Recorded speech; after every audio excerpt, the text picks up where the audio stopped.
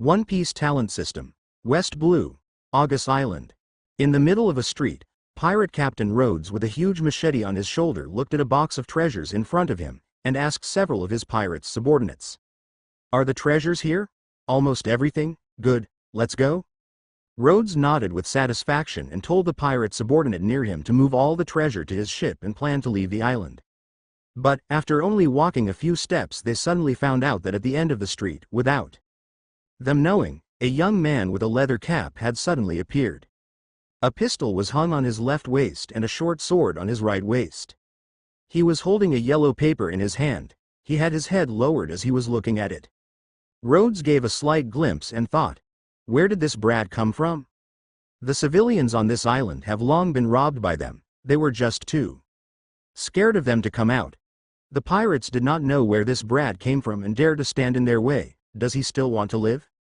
The pirate crew was left slightly surprised, but they all smiled. Someone shook their wrist and took out a gun and aimed directly at the young man at the end of the street.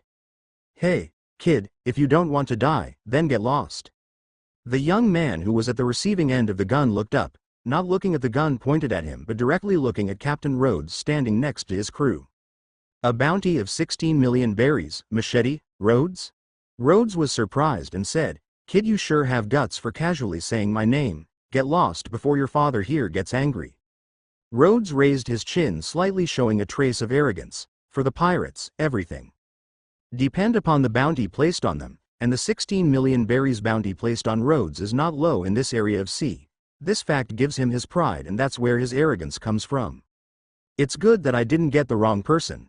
The young man nodded and gently dropped the paper in his hand and said, "Then 16 million berries, Rhodes, your head is mine." Bang! Bang! Bang! As soon as his voice fell, the young man violently pulled out the pistol at the waist and shot 6 bullets at Rhodes and other pirates.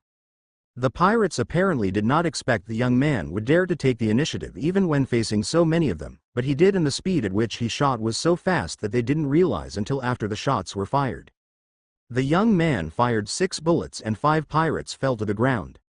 The only bullet that failed to hit was shot at Rhodes, which was stopped by Rhodes with the huge machete on his shoulder.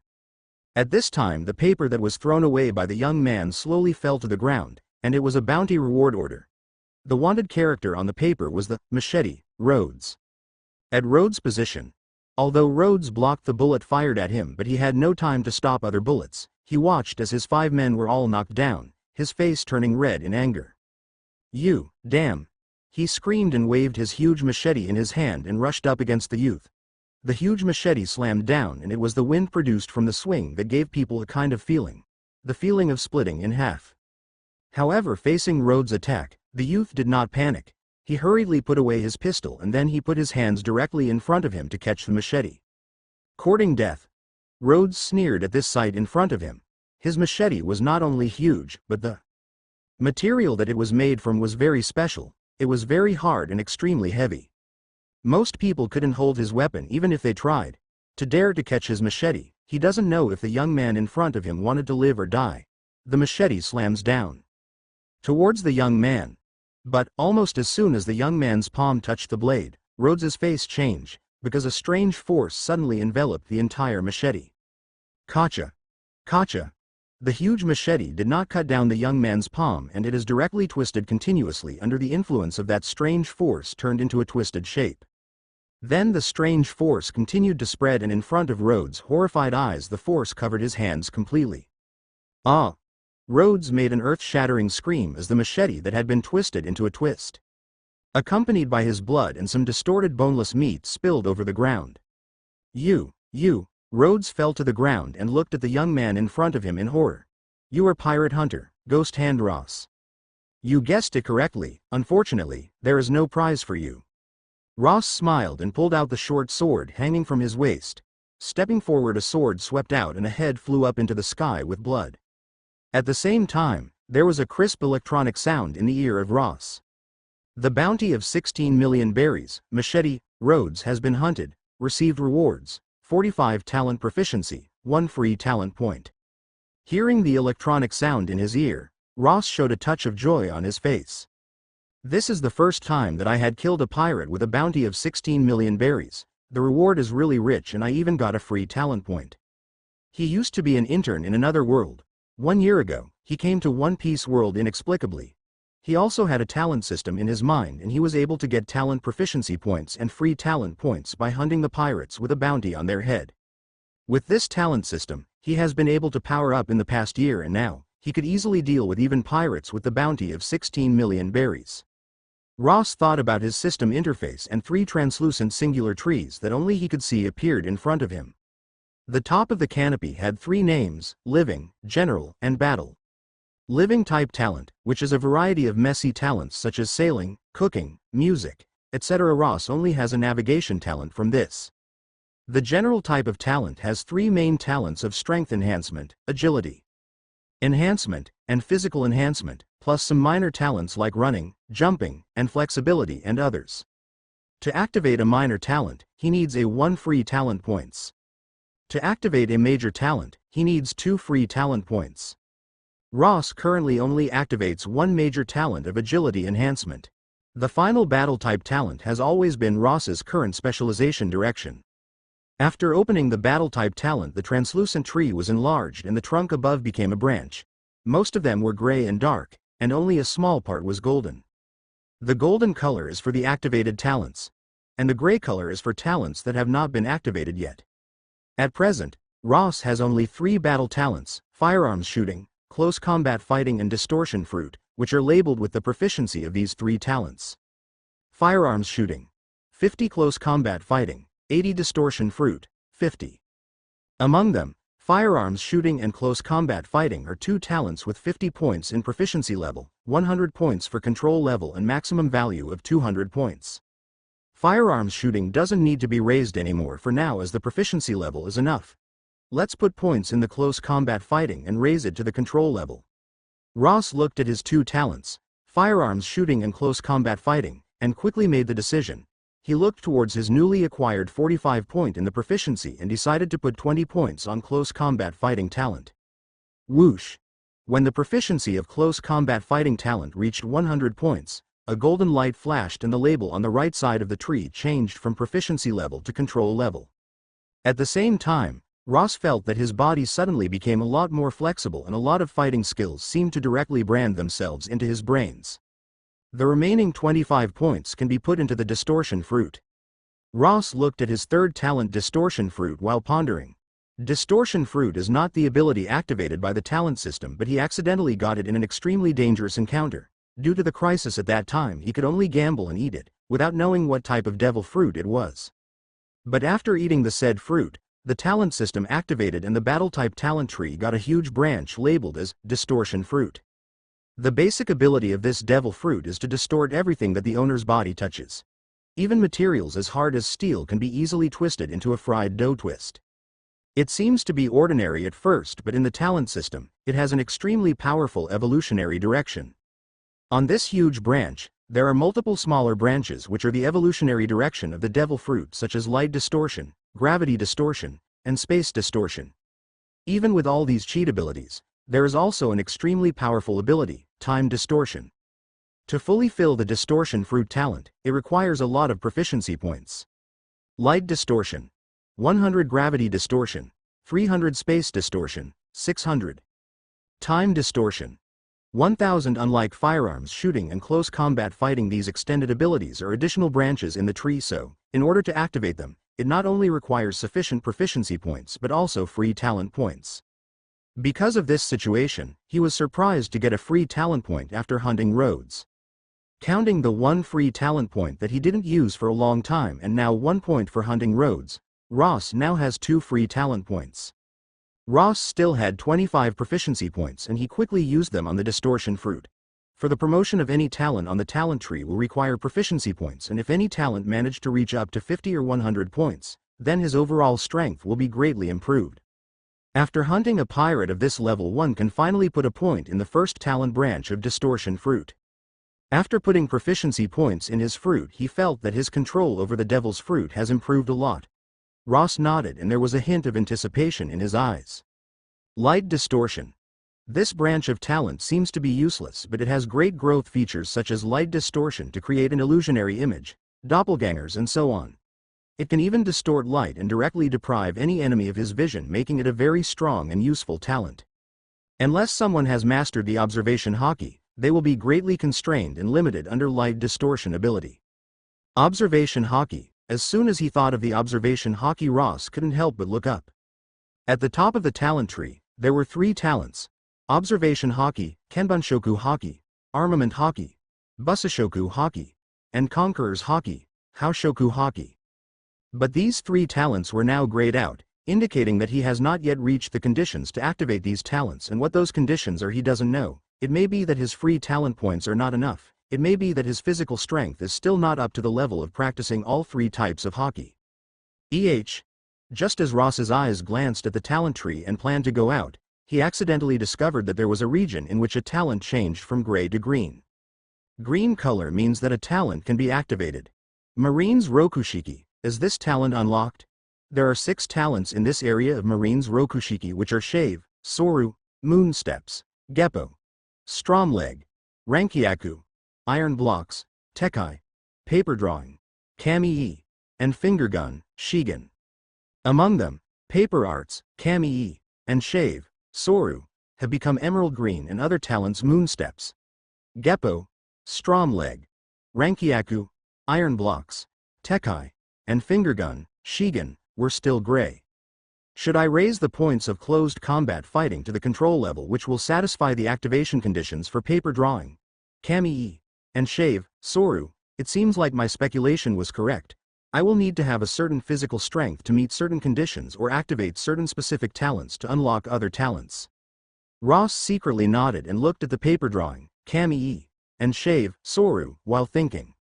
To activate Paper Drawing, Kami-e, and Shave, Soru, I will need 1 free talent point. He now has 2 free talent points and can activate both talents at the same time. The problem is that the free talent points are not something that can be obtained by hunting pirates.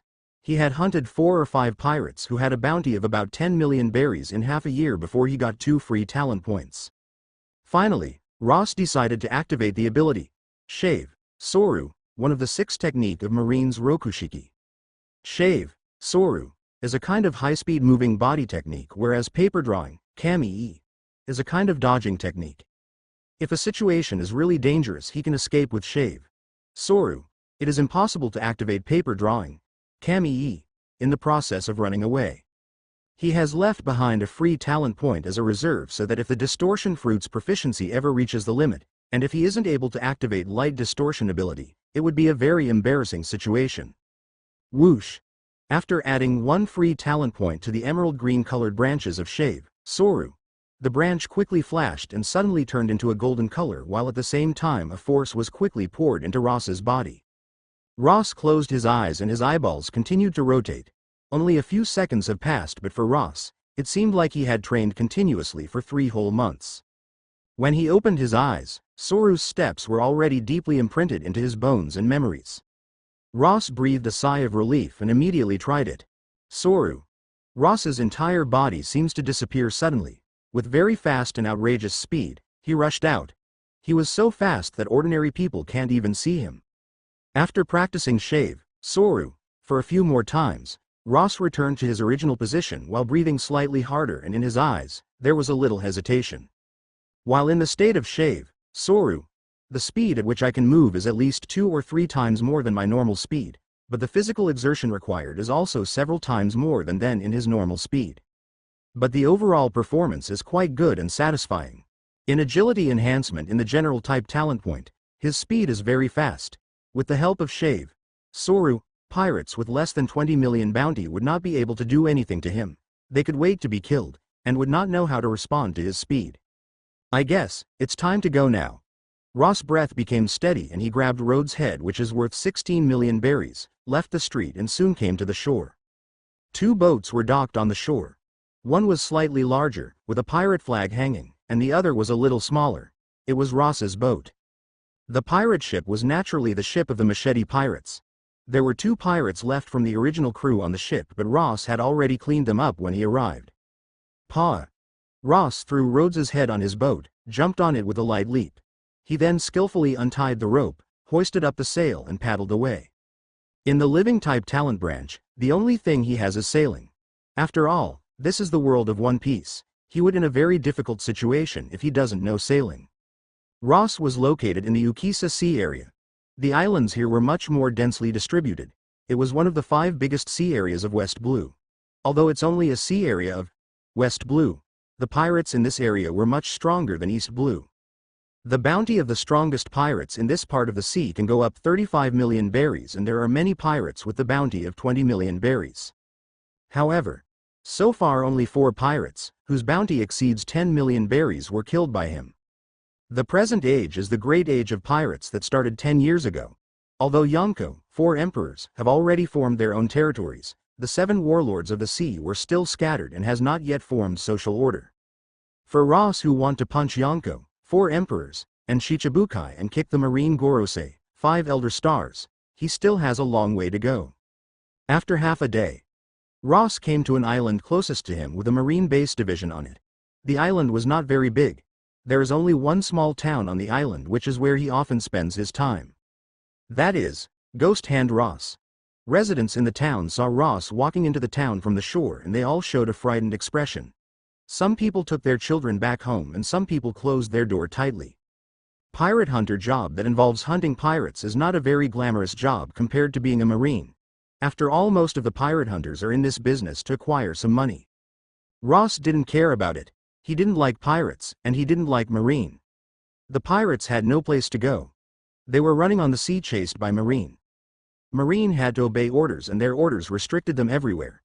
There are some people in the marine whose very being is more disgusting than the pirates. In comparison, pirate hunter is a much more relaxed career. It's Ghost Hand Ross.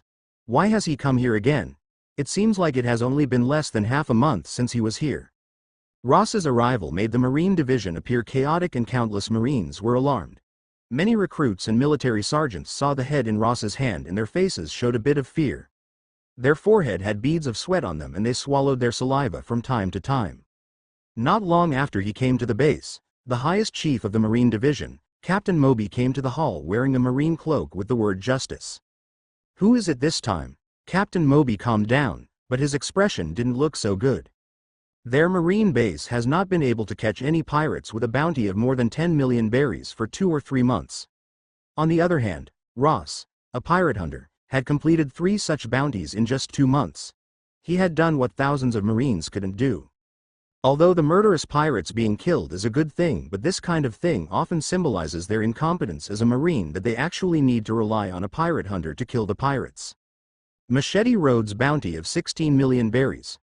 Ross took the head from his arms and gently pressed it on the table, and hinted for Captain Moby to come over, and compared it to the wanted poster. Captain Moby heard his words and looked a little surprised. Rhodes was killed by you? He had once led the Marines to hunt down Rhodes, but he escaped before they could capture him. He didn't expect that only a month after that incident Rhodes was killed by Ross. He only had to look at the head on the table once, and he knew that it did belong to the pirate Machete Rhodes. You will have to wait. I need to report this to higher authorities. Captain Moby stared at Rhodes's head for a few seconds, then looked at Ross deeply and turned and walked back into his office. Not long after that, Captain Moby came to the hall again, saying, "It has been confirmed, the posted bounty will be sent soon." Captain Moby said, and then his next sentence was a little unpleasant. Marines are presently recruiting new recruits. Headquarters asked me if you would like to join Marine. If you like to join, you will be directly given the military rank of Marine Commander. Join Marine? Ross touched his chin and said, "Forget about it. I have no such ambitions. Catching bounties are enough to survive daily." Moby snorted. He didn't want to see Ross join Marine. It was headquarters who asked him to come over and ask him. Now, Ross has refused, which is good. A few hours later, Rhodes' 16 million bounty was sent over in a backpack. Ross opened his eyes, and as he was too lazy to count, he got up and left the base with the money. "Captain, are we going to do nothing?" Commander Laika stood next to Moby and watched Ross's departing back with clenched teeth and a cold expression in his eyes. What do you want to do?" Moby glanced at Laika and snorted heavily. "If you want to recover your lost prestige, go and do your work. Arrest all the pirates who are running rampant everywhere." Laika was berated by Moby. The muscles on his face twitched and he lowered his head, but nobody realized that when he lowered his head, his expression was extremely icy. After leaving the Marine base, it was already close to midnight. Ross was not afraid of someone robbing him in the middle of the night, and he carried the backpack of money to the coast, then sat on his own boat, and after driving the boat, he returned to where he lives. This is a medium-level island. There are 7 or 8 towns on this island, and there is a bustling city in the center. The place where Ross lives is one of the towns. When he came back, it was already the next morning. Ross, you are back. Did your trip went smoothly? Are there any injuries? Did you eat something? We just cooked, come over and eat. The residents of this town were very enthusiastic about Ross because a few months ago the pirates patronized the town, and it was Ross who stood up. He defeated many pirates and saved the people of the town. Ross smiled and greeted everyone in the town and returned to the small house where he lived. He threw the backpack with money on the bed and lay down on the bed to rest. He slept the entire day right until the afternoon. After waking up, Ross counted the money he currently has. There are more than 40 million berries here. It is enough for me to buy a big ship, but the crew is a problem. Ross's face held a little hesitation. Nico Robin is on this small island hiding in the underground dark intelligence agency in the central city. Ross wants to recruit her as a crew member, but once she gets on the boat, he along with her will be wanted by the Marine, and she and he can only become pirates of the sea. In the end, it is still about strength. I am still not strong enough. If I had enough strength, then whether it is a pirate or a Marine, no one would dare to provoke me even if our identities are exposed. Ross shook his head and left the house. He planned to go out to eat something. After he comes back, he will work hard to increase his strength. Although physical training will not improve his talent proficiency, this improvement is independent of the talent system. His current physique is not strong, so there is a huge room for improvement. A portion of seafood noodles. When he came to a small restaurant in town, Ross found a place to sit down and greeted the owner before giving his order. The restaurant owner naturally knew Ross. After grinning at him, he poured a glass of water for Ross, and then he walked into the rear room of the restaurant and tied his apron. Ross drank the given water while thinking about what direction to take for the next training. Suddenly, a disturbance on the street interrupted Ross's thoughts. He looked up and saw a large team of Marines holding guns and swords walking through the streets and searching around for something or someone. What are they doing? Ross's face showed a strange expression. Could a pirate have sneaked into the town? As he sat there and watched the Marines search around, a Marine soldier suddenly saw him sitting in the restaurant. He's here. The Marine first glimpsed at him and then immediately bellowed for his comrades as he raised the gun in his hand and pointed it directly at Ross. Almost in the exact moment, the Marines on the entire street rushed over, surrounding the restaurant and Ross in the center as numerous guns aimed at him. Criminal Ross, surrender now. Don't try to resist, you are surrounded by us. A Marine lieutenant commander rushed to the front, raised a long sword in his hand and shouted at Ross with a serious look. Ross was still holding the glass of drinking water in his hand as he looked at the scene in front of his. Eyes changed suddenly. For a moment, he stared blankly. What are you doing? He looked around in his surroundings. He was alone in the entire restaurant. His eyebrows gradually wrinkled and he put down the glass of water he was holding and asked the numerous Marines. The Marine lieutenant commander frowned, but he immediately put a cold expression on his face and shouted loudly, "Don't feign ignorance. The crime you have committed is impossible to disappear. Allow yourself to be seized without putting up a fight." Me? Committed a crime? Ross had a strange expression on his face, annoyed, doubtful, and a multitude of expression crossed his face. I am a pirate hunter and I hunt pirates. Am I guilty for that? What the hell? The Marine lieutenant commander saw that Ross was still feigning ignorance, and he couldn't help but shout, "Quickly come out and surrender, otherwise we will use attack." The expressions on Ross's face gradually turned cold. He chose to be a pirate hunter because, on one hand, he needs to hunt and kill pirates for the talent system, and, on the other hand, he didn't want to be pursued by Marines and get into conflict with them. But not wanting to be in conflict with Marines does not mean that he is afraid of them. Without rhyme or reason, Marines are saying that he is a criminal and wants him to surrender and put him in handcuffs. What the hell is this? Can you tell me first, what crimes have I committed? Ross looked coldly at the Marines outside. The Marine lieutenant commander heard what Ross said and his expression turned to anger. When you are being judged, you will know what crimes you have committed. After his voice fell, he directly issued the order and the numerous Marines pulled the trigger and fired countless bullets towards Ross. Bang! Almost at the instant the Marines opened fire, the ground under Ross burst and broke like a spider web, and the table in front of him also shattered at the same time. He was like a ghost as he rushed out of the restaurant. Where is he? How did he vanish? The Marine Lieutenant Commander was shocked. He slashed with his sword, but nothing was cut as Ross had disappeared from the restaurant into thin air. Not far from the restaurant, Ross stood on a roof behind a chimney, glancing at the town below him, and found that the entire town had been surrounded by the Marines, and on the distant shore there were 2 battleships docked. He could not help but frown at this situation. Such a big movement. Besides hunting the pirates, I have not done anything that will alarm the Marines. Now it seems that something has happened and the charges have been thrown on my head. Ross was annoyed from the bottom of his heart, and his eyes were showing traces of anger. Whoever framed him will pay. This is not over. But first, he needs to figure out what is going on here. Ross came down from the roof and came to an alleyway. Waiting for a moment, a team of Marines passed by him, and he pulled the last Marine from the team into the alley with one hand on his mouth. If you dare to scream, you will lose your head. Ross took out a dagger from his pocket and pressed it against the Marine's neck. He looked at him coldly and slowly let go of his hand from the Marine's mouth. The Marine soldier was terrified and he wanted to shout out loud, but the sharp and cold dagger on his neck made him feel as if his neck was pinched. Ross asked coldly, "The first question, what is your purpose?" I. The Marine soldier looked at Ross while trembling in fear. He was afraid that if Ross's hand shook, his neck will be cut off. Ross put the dagger a little farther away and said coldly, "Quickly speak." "The orders are to arrest Ghost Hand Ross." The Marine soldier saw the dagger move away and he breathed a sigh of relief, but he was still looking at Ross with fear, and a stuttering answer came out of his mouth. Ross nodded and stared at the Marine soldier's eyes, asking coldly, "The second question, why are you trying to arrest me?" The soldier took a moment as he didn't expect Ross to ask such a question. A strange and confused look passed in his eyes, but he still answered with a stutter under the threat of the dagger. "Yes, it is because of the massacre of the Taro town. You are the prime culprit." When he heard this, Ross frowned and was about to ask what the Taro town massacre was, but suddenly there was a big noise outside the alley. "He's here."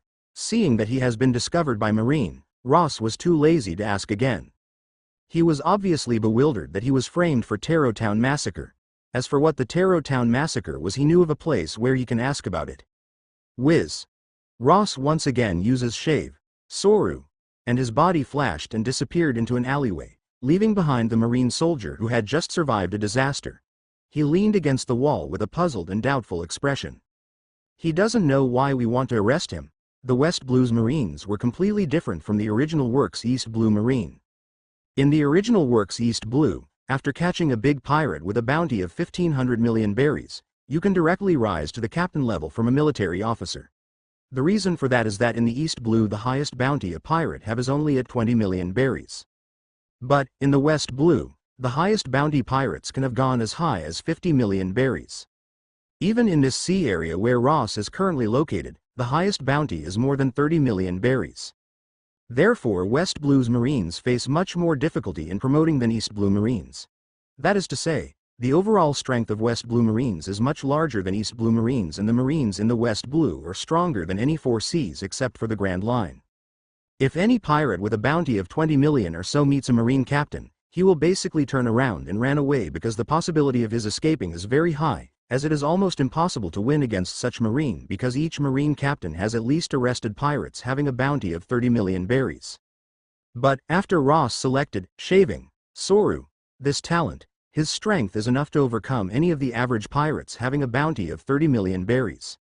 So under the encirclement of Marines, Ross did not take much effort to get rid of Marine on his tail and left the town behind. Because he didn't want to be hunted by Marines on the island, Ross made a situation where it seemed like he had already escaped by a boat on the sea and then quietly returned to the island. This method may not necessarily be able to deceive Marines for long, but it doesn't matter to Ross how long he has, he just wants to figure out what the situation he is in. I should go to Gale City. Ross took a long look at the town where he lived for the past year. After shaking his head, he turned around and walked along the path towards the bustling city in the middle of the island. There is an underground intelligence organization in the city. A large part of the information on many pirates he hunted was obtained from there. Along the path, and passing over the mountains, 2 hours later. Ross wore a leather jacket with a low hat that hides most of his recognizable features and was walking on the streets of Gale City. He did not deliberately hide his whereabouts, and the people of the Gale city also did not react much. It seems that the things that happened in Taro Town have not spread here yet. But what Ross wants to know is not just about the Taro Town. He also wants to know who made him take the fall for the said situation and get rid of him and solve this situation if possible so that he wouldn't be pursued by the Marines. Just as Ross walked to the location of the underground intelligence organization, there were suddenly a lot of newspapers spilling from the sky and the streets not far away from his position. Many people picked up the newspaper and looked at it. Unbelievable. Ghost Hand Ross actually looted and slaughtered a small town. Didn't he hunted down several pirates with bounty more than 10 million berries? Many people looked at the newspapers and they were shocked. Ross's footsteps paused. He pulled the brim of his hat down again and walked over to the crowd and quietly picked up a newspaper. The Taro Town Massacre. Only around 70 people lived in the town. The town that was always warm was looted and slaughtered overnight. The whole town was burned into ruins. After careful investigation by Marines, the chief culprit was found to be pirate hunter Ghost Hand Ross. Ross's face was getting darker and darker as he read the newspaper. At this time, the voices of the many passers-by next to him were also passed into his ear. I didn't expect that Ghost Hand Ross would be turned out to be such a terrible pirate. I have already said that pirate hunters are similar to the pirates as they are all guys who go after pirates for money. It is not unusual that one of them would do this kind of thing. I hope Marines can capture this guy. The fingers holding the newspaper gradually exerted force and the newspaper in his hands crumpled. Ross was silent for a moment, then he turned and walked into the alleyway next to him while throwing the newspaper in a trash can. After crossing a few streets, Ross came to a tavern, which was empty. Only the boss sat at the counter, yawning. Ross walked into the tavern, glanced at the boss behind the counter. He didn't talk to him and directly walked towards the inner room of the tavern. He then pushed open the door and walked down a staircase leading underground. The stairs were extremely narrow, but he arrived at the end. They suddenly widened and there was an open room with many fine tables and chairs like a high-class tavern. This is really big news. Ghost Hand Ross, this guy. Tisk tisk, now that this has happened, we will definitely lose a business colleague in the future. Not just that, but the Marines will definitely release a bounty. I don't know how high his bounty will be, but I don't think it will be any less than 20 million berries. Several pirate hunters sat on the couch and held several newspapers in their hands, discussing. It was at this time that Ross walked down from above. As soon as everyone saw Ross, their arguments came to an abrupt end. All eyes converge on Ross, and at that time everyone's reaction was different. Some sneered, some raised the corners of their mouths, and some showed anxiety. There was no expression of anger on Ross's face. Instead, there was a calmness that made people's heart palpitate. He glanced around the hall indifferently. There was silence in the tavern. No one was making any jokes or doing anything. Although, the situation that Ross is currently facing was very bad, and he may even be captured for Marines' bounty, but Ross's strength is recognized as powerful among the pirate hunters. Most of the other pirate hunters works by forming teams, and most of the targets are pirates with a bounty of less than 10 million. Even if they hunted a pirate with more than 10 million bounties, it is only occasional and not something that they can do regularly. But Ross was different than them. Ross is a solo pirate hunter and he does not work with any group, despite that he alone has hunted several strong pirates with bounties more than 10 million berries in just a few months of time. This shows that his strength is very powerful, and in the underground world or in the pirate hunter's circle, strength means everything. When Ross saw that no one was talking, he retracted his gaze and walked straight into the interior of the hall, pushed a door open and walked inside. When the door was completely closed, many people in the hall sighed. I didn't expect him to come here at this time. It seems that Marines' encirclement failed completely. They are really useless as ever, someone said as he picked up a glass of wine and sipped from it. I don't know to what level this matter will eventually develop to. Right, what do you think he is here for? He can't be pirate hunter now. The person next to him shrugged. Who knows? Maybe he wants some intelligence on Marines and then flee from here. Within a room in the underground building, compared to the outside, it was much quieter here. The sound cancelling effect was also very good. After the door was closed, the voices discussing outside were unable to pass through. The interior room is not large. It only had a sofa, a bookshelf, and a desk. Behind the desk sat a middle-aged man with a thick beard. He had a cigar in his mouth. He is the leader of the underground intelligence organization, Turan. Next to the desk, A girl who was about 16 or 17 years old, wearing a black shawl, was carefully sorting out a pile of documents as if silently memorizing them. The girl's appearance was very immature, but Ross recognized her directly when he first saw her a few months ago. It was Devil Child Nico Robin from the original work. In the current timeline, she is still struggling to survive by hiding in the underground world. She is currently a key figure in this underground intelligence organization. Relying on her strong memory, she can remember all kinds of information so that it can be handed over at any time. "Oh, Ghost Hand Ross? I didn't expect you to come over at this time." Turan was sitting behind his desk as looked up at Ross. "The current circumstances surrounding you are not very good." Ross calmly looked at Turan and said, "You must know about my reasoning to come here, then you should know what information I want." Turan's mouth raised slightly and he put the cigar in his mouth down. "Is it about Taro Town? I have inside intelligence here, but with your current identity, selling the intelligence to you will bear a lot of risks, so the price needs to be doubled." Ross stared at Turan for a moment. "No problem." "Very well." Turan smiled and turned to look at Nico Robin next to him. "The inside intelligence on Taro Town. We haven't burned it yet, right? Give it to him directly." 16-year-old Nico Robin nodded and her little hand flipped a few times.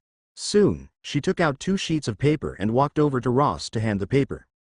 2 intelligence reports on the town, without any encryption. Ross took 2 sheets from Robin's hand and looked at them. After Robin passed the sheets, she quietly returned to her original position and continued to organize and memorize the mess of intelligence in front of her. If you ask Ross to choose a person to be his assistant from the people he has contacted so far, he will definitely choose Nico Robin. Although she is much younger than in the original work, she has a bounty of 79 million berries at the age of 8, and she has actually been able to survive in West Blue's underground world until now. Her abilities are almost indisputable. If he wants to form a crew, except for her, Ross had also carefully considered Trafalgar Law and others. Both are careful, and their attitude matched with his style of doing things. But they are all people who want to become pirates, and Ross will have to consider things very carefully. Also, at the present time, he does not intend to become a pirate without any rhyme or reason. It's not his black pot. Why should he carry it on his shoulders? Since the Marine side is a group of idiots, then he would have to uncover the person who shifted the blame on him and bring justice. There are not many words written on the paper. After Ross finished reading, his eyebrows were slightly wrinkled. He clenched the slip of paper in hand and pondered. He had thought that it was the work of some pirate group who had framed him.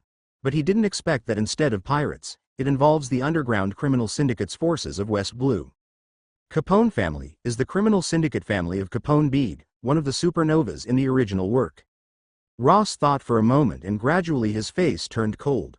No matter what kind of influence they have, but after framing him for something that he didn't do, they think that they can just sit back and relax, then they are completely mistaken. "I need information on the Capone family in this area." Ross looked up at Turan, who had stood up without him noticing. Turan flicked the cigar ash, thinks for a second and says, "I know what kind of the information you want and I have it, but the price for that information will cost you a lot." "No problem." After Ross nodded, Turan looked at Robin on the side. "Tell him." Robin nodded and walked towards Ross, and after her eyes slightly come into contact with Ross's eyes, she narrated the information that Ross needed in a low voice.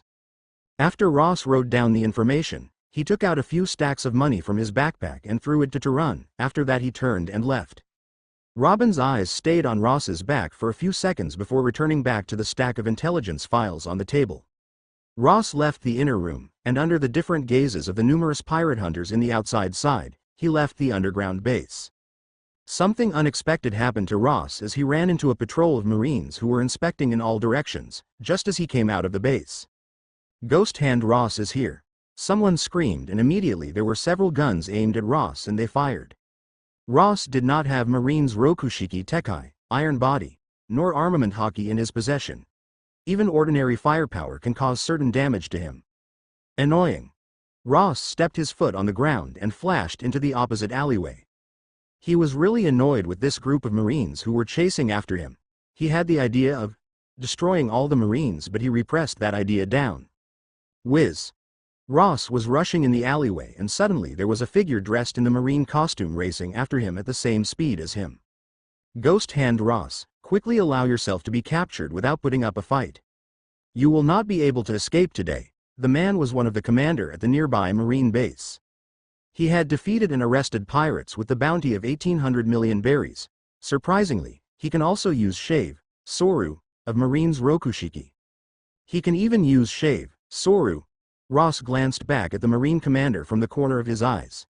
The same military ranks in different regions, but differences in strength is huge. East Blue's Marine commander may not even able to defeat pirates who have a bounty of 10 million berries, while in the Grand Lines, there are many devil fruit users among the Marine commander. As for the Marine commander of New World, they can even use armament hockey. You want me to surrender without putting up a fight?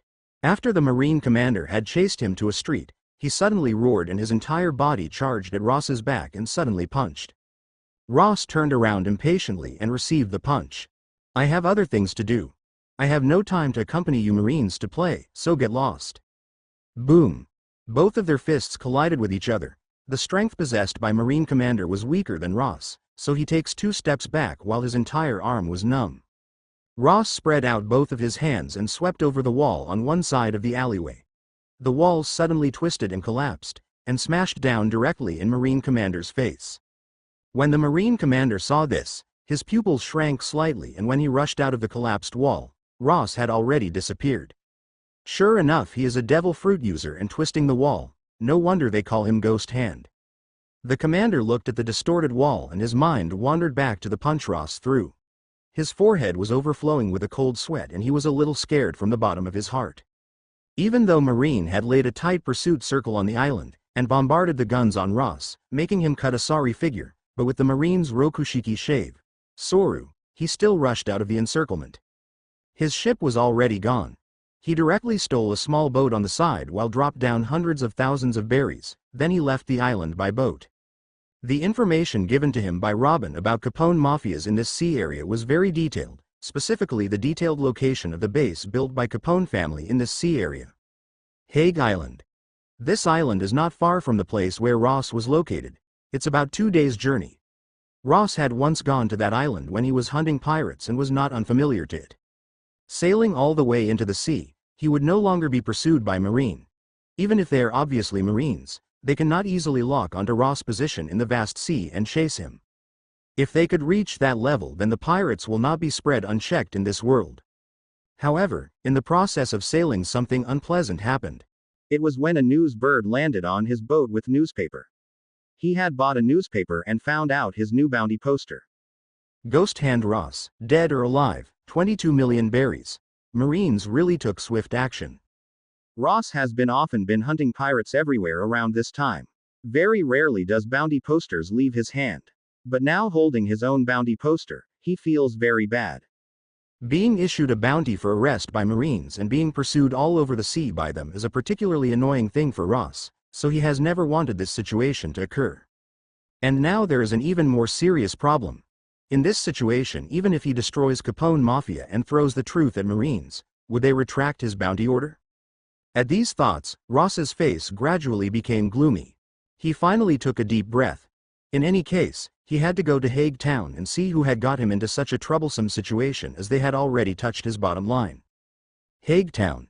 At first glance, it seemed like an ordinary town, but the residents of this town are living in fear and trepidation because there are often a large number of Capone Mafia members appearing in the town.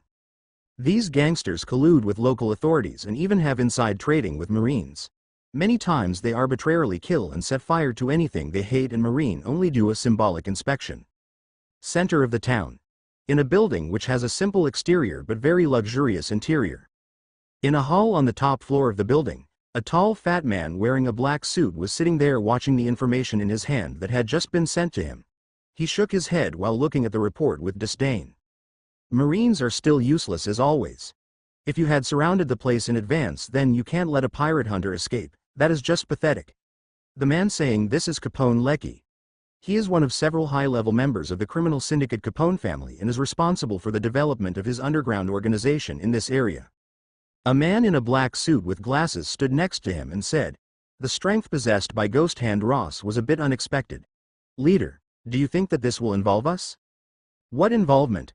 I have already investigated all the information on Ghost Hand Ross. He has always been alone. Can he even fight us alone? Our troops will not lose even if they have to compete with the entire Marine division. He won't be able to do anything to us. Lecky shook his head disdainfully and picked up a glass of red wine on the table. However, just as he put the glass of red wine on his lips, the entire building suddenly shook with a dull roar and the red wine in the cup spilled on him. Lecky was furious as he stood up after putting the glass down. What? What happened? Leader Lecky, this is not good. Someone has invaded from outside. A Capone Mafia's subordinate frantically ran over from outside and reported to Lecky with a terrified look on his face. As soon as the words came out of his mouth, the atmosphere in the entire hall froze, while the maid's hand who was trying to clean Lecky's suit trembled, her eyes revealing a panic-stricken look. Lecky was startled and asked, "Who has invaded? Are they Marines or Dupo Mafia's bastards? Why was there no news?" "No, not Marine nor Dupo Mafia. It's Ghost Hand Ross, he rushed in alone." The member of the Mafia trembled in fear. Lecky's eyes were wide open. "Ghost Hand Ross? Did he come alone? What are you guys doing then? Go out there and kill him using all of our forces." Just as he finished giving orders, there was a loud bang at the door and the exquisite red oak door exploded. Sawdust was flying everywhere, and at that moment a figure came in. "Who is Capone Lecky?" Ross's clothes were a bit messed up, but the expression in his eyes was completely different. The moment Ross's eyes fall upon them, they felt their entire body froze up, and they felt as if they were standing outside in a blizzard. The several people in the hall couldn't help but turn their gaze towards Capone Lecky, and Ross's gaze also shifted towards him. "The situation in Taro Town was done by you, wasn't it?" Ross looked indifferently at Capone Lecky. Capone Lecky was shocked by the intimidating aura produced by Ross, but after all, he was also one of the high-level officer of the Capone family. He quickly calmed down and said coldly, "What about it?" As Capone Lecky's voice fell, members of Capone Mafia rushed in and the hallway outside was completely packed with people. "It's good that I did not found the wrong person." Ross didn't care about the Capone Mafia members outside who came from all over the place. After confirming that it was indeed Lecky, he nodded as he shook his wrist and took out a pistol, fired 6 shots from his gun, instantly killing 6 criminal organization members who rushed in. Ross followed that act by throwing the pistol aside and rushed directly towards Capone Lecky. Ross was surrounded by hundreds of people holding guns and other weapons. The situation was not very good for Ross, so he did not intend to waste any time. "Don't be too arrogant, boy." Capone Lecky's eyes were filled with coldness and anger. He quickly took out 2 pistols and shot at Ross. Ross avoided the bullets shot at him by Capone Lecky by using Marine's Rokushiki shave, Soru. Damn. Capone Lecky didn't expect Ross to avoid his bullets at such a close distance. After the barrel of the gun was emptied, he pulled out a long sword at his waist and prepared to fight Ross out. Ross's eyes were indifferent. He did not retreat and also didn't draw the sword. Instead, his 5 fingers clenched into fist and slammed into Capone Lecky's sword. Buzz. Ross didn't use armament hotkeys, but his hands were wrapped in distortion power, working exactly like Whitebeard tremor fruit. But the color on his hands was not white, but it was colorless and transparent and distorted the air present around it. This is the new ability that Ross can display after his proficiency in distortion fruit has reached 75. He can attach distortion power directly to his fist. Although he can't do any long-range attack, he still has the ability to deal with any sword barehanded. Ka. When Capone Lecky's sword touched the partially distorted area around the fist, the entire sword was forced into the air by a force, and it became very difficult to move the sword even by an inch. Devil Fruit user. Capone Lecky's pupils shrank, but at this time he was already unable to change anything. He screamed, his hands still clenching the hilt of his sword, and tried to chop it down. But even though he tried his best, the long sword he held was still twisted and broken at a speed visible to the naked eye. Kacha. Kacha. Eventually, the entire sword was twisted into a spiral form of iron. Ross took back his fist and held the twisted sword in front of him in his hands. The twisted sword was smashed into a ball of iron, and he threw the ball at the door, smashing the head of a rushing criminal organization member.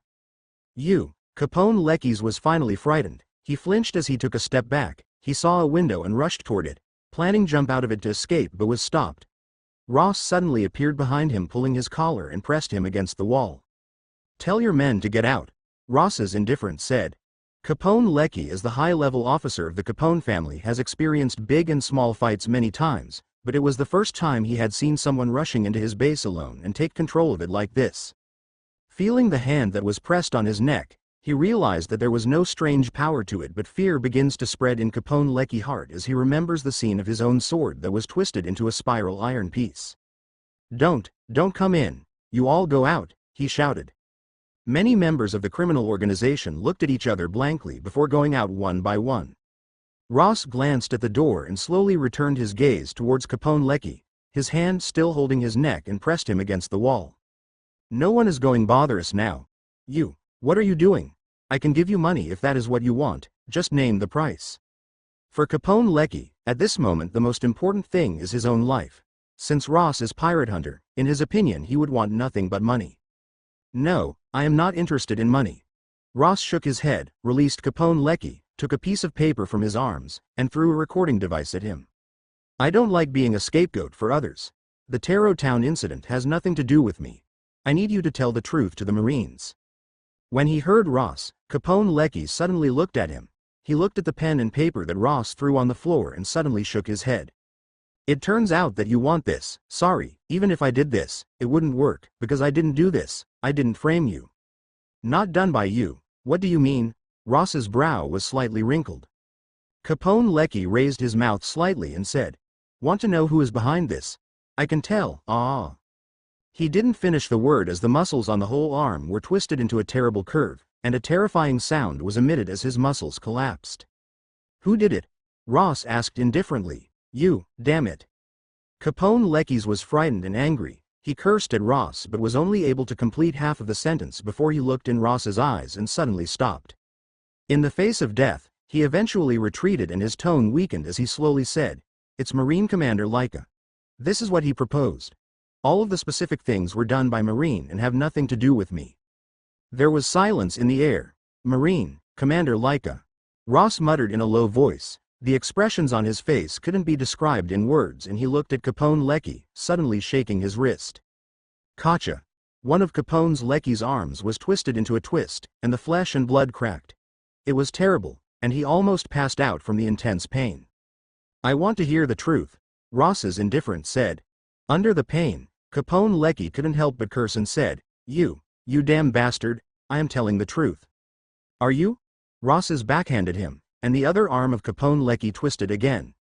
After repeating the process several times while asking questions, there were only broken pieces of meat remains in the hull. "It seems he is telling the truth." Ross slowly retracted his hand as he bypassed the body of Capone Lecky and came to the window, looking out into the blue sea in the distance. This incident was initiated by Marines.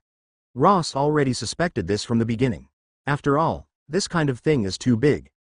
If there are no Marines involved, then it is almost impossible to plan this thing. The problem right now is whether the entire Marine base was involved in this or was it done by Leica alone? Ross has been avoiding a head-on conflict with Marines because he really doesn't like to be wanted for life and to be given a bounty, but that doesn't mean he is afraid of Marines. "Your plan was brilliant, Marine." Ross smiled. He plans to go to the Marine base to make a final decision. He did not want to have a bounty on his head, nor does he want to become a pirate, but if there is no other choice, then he must become a pirate. And he will turn the entire world completely upside down. Marine branch. In an office at the highest floor, Marine Commander Leica listened to the latest intelligence report given by his subordinate, and the expression on his face gradually became somewhat ugly. Hague Town was attacked by Ghost Hand Ross, and Capone family's Capone Lecky was brutally murdered by him? As a Marine commander, his salary is not high, and capturing the pirates is an inherent job. He can't get a bounty out of it. He can only get military exploits, so he has always had a close relationship with Capone Mafia. Some time ago, Capone Mafia slaughtered the Taro Town and gave him a part of the money looted from there to let him cover up this matter, but he got a sudden inspiration and he did not cover up this matter but deliberately planted some clues to pin this thing on Ross's head. And as the matter stand, he not only completed his deal with Capone Mafia but was also able to frame Ghost Hand Ross for it. By doing this, Marine's prestige will not be constantly damaged by that pirate hunter. It's like killing two birds with one stone. What he didn't expect, however, was that Ross's strength was a little beyond his expectations, as he escaped the encirclement of the Marines. Now, Capone Lecky, who he often traded with, was killed by Ross in his own base camp, which means that Ross probably already knows the truth. Thinking of this, Leica's face becomes gloomy and he snorted. So what if he knows the truth? He had already been labeled as a ferocious pirate. Even if he published the truth, how many people will believe it? Marines are always on the side of justice. For the civilian population, Marines are always the most credible. Ross is charged with the crime and it is impossible to escape from this. The only trouble is that if this matter continues to drag on, then it may be known to Captain Moby and other commanders. After all, Taro Town's situation was handled by him, but the other commanders have the power to inquire about this matter and they will, if the current situation continues to escalate. In that case, he will be in great trouble. If he wants to avoid trouble, then he must arrest or execute Ross as soon as possible. Just as Laika was thinking of a solution, a Marine soldier rushed into his office and ran towards Laika. "Commander Laika. Someone found traces of Ghost Hand Ross on the island." "Where?" Laika stood up suddenly. The Marine soldier rushed to report. "It is said that he appeared in the west coast. Captain Moby and Captain Tamo have already taken some people there." A Marine lieutenant commander standing next to Laika said with a strange look on his face, "Is that guy crazy? He is unexpectedly walking directly into a trap in our Marine base?" Laika's also frowned as this situation was a bit strange. Could it be that Ross knew that he had secretly arranged something and planned to look for him to trouble him? Thinking of this, he had a look of disbelief on his face as he couldn't believe it. But it is Marine Branch's base. Ross directly went to Hague Town. Does he also dare to come to the Marine Branch's base? Laika didn't dare to believe it and was even more uncertain of the situation. Just then there was the sound of disturbance in the base, and even sounds of gunfire. A second Lieutenant Marine rushed in with a terrifying look and reported, "Commander Laika, Ghost Hand Ross has rushed into our base." "What did you say?" Laika's eyes widened. He expected Ross to be difficult to deal with, but he never imagined that Ross was so crazy and daring that he would come to a Marine Branch base. "He is a madman." There was a slight hint of fear in Laika's eyes.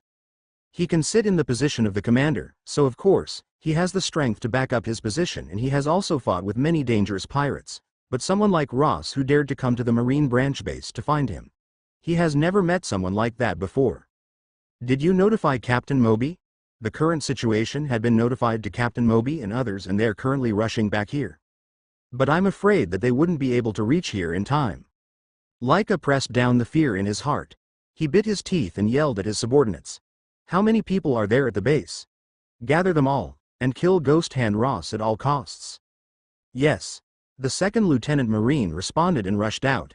Laika listened to the gunshots and all kinds of sounds from outside and as he was waiting, he felt uneasy and angry so he walked back and forth as he waited for Ross with his 5 fingers clasping the hilt of his sword on his waist. "You also go out and command the soldiers." After 2 steps, he looked towards to the second Marine Lieutenant Commander. "Yes." The Marine Lieutenant Commander took a deep breath and picked up a musket on the table and walked toward the door. Just as he pushed the door open, the entire door suddenly had a strange twist and it was directly blown up, and countless sawdust flew at a time. The Lieutenant Commander subconsciously fired the gun but a hand pulled out of the sawdust and grabbed the gun directly. Gotcha! The musket was broken into 2 pieces in an instant. The Lieutenant Commander was shocked. He suddenly retreated and tried to pull out the long sword at his waist to resist. But he wasn't quick enough. Ross entered 1 step faster and rushed towards him. He punched his chest, sending him flying and slamming painfully on the wall. "Long time no see, Commander Laika." Ross smacked off the sawdust on his clothes and turned to look at Marine Commander Laika. His eyes were calm as they looked at him. The expression on Laika's face was incomparably ugly. He pulled the sword out of his waist and put it in front of him, looking coldly at Ross. "Do you realize what you have done? You have attacked a Marine base." "So what?" Ross stepped toward Laika and tauntingly said, "For a pirate with a bounty of 22 million berries, what is a single Marine base?" Scoff. Under the pressure of the approaching Ross, Commander Laika finally couldn't help but hold his sword with both hands and chopped it at Ross. Ross didn't retreat and punched the coming sword. Gotcha! Laika's swordsmanship is almost the same as that of Capone Lecky, that is to say that it is impossible for it to break through the layer of distortion power attached on Ross's fist. The sword is stopped in midair, and the entire sword is twisted into scrap iron. Laika was shocked, but before he could react, Ross's other fist slammed directly between his chest and abdomen. Bang! This fist was wrapped in the power of distortion, so his internal organs are shifting as blood is spurted out of his mouth. He directly falls to the ground. "Stop!" Just as Laika vomited blood and fell to the ground, some people directly rushed in from the destroyed entrance. It was a group of people dressed in the Marine Justice outfit. It was Captain Moby and others. Ross saw Captain Moby rushing in. His wrists shook as he pulled out the sword at his waist and placed it on Laika's neck. "Back off." Moby looked at the scene. He was angry and he shouted, "Ross, do you know what you are doing?" "I certainly know what I am doing." Ross stared at Moby and said, "But I don't know what you guys are doing by framing people, so I came over to ask this question directly." Laika kneels on the floor as he heard this sentence. His face changed, and he endured the pain in his body to say, Captain Moby, kill him." Bang! Ross stepped on Laika's back, putting him directly on the floor, his sword continuing to press against his neck. "You have no right to speak now." Captain Moby's eyes flashed in anger, but at the same time he noticed something that wasn't right, so he asked Ross in a sinking voice, "What do you want to ask?"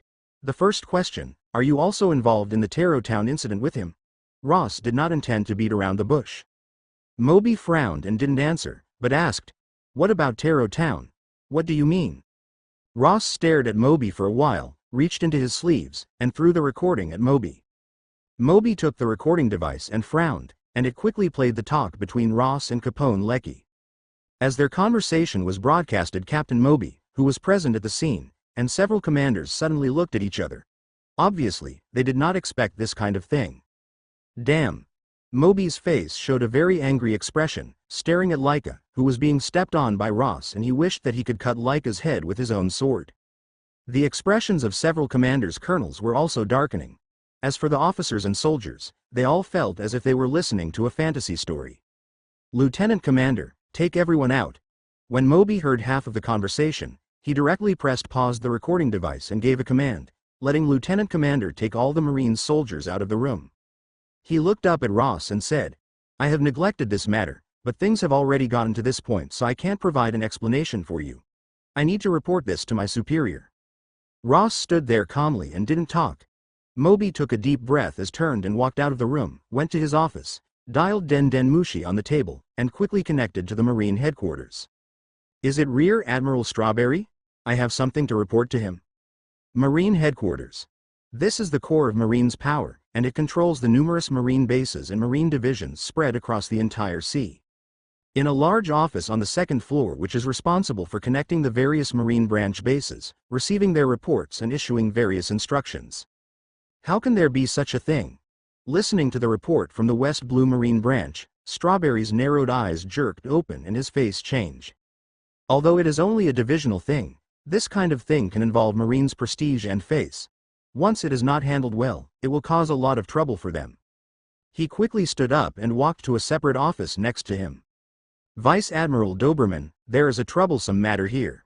Marine Vice Admiral Doberman sat in a chair and listened to Strawberry's report with a slight frown. After a few minutes, he said, "This thing can never be spread out, otherwise Marines will lose their reputation and face in West Blue, and the people will lose their faith in the government and condemn it."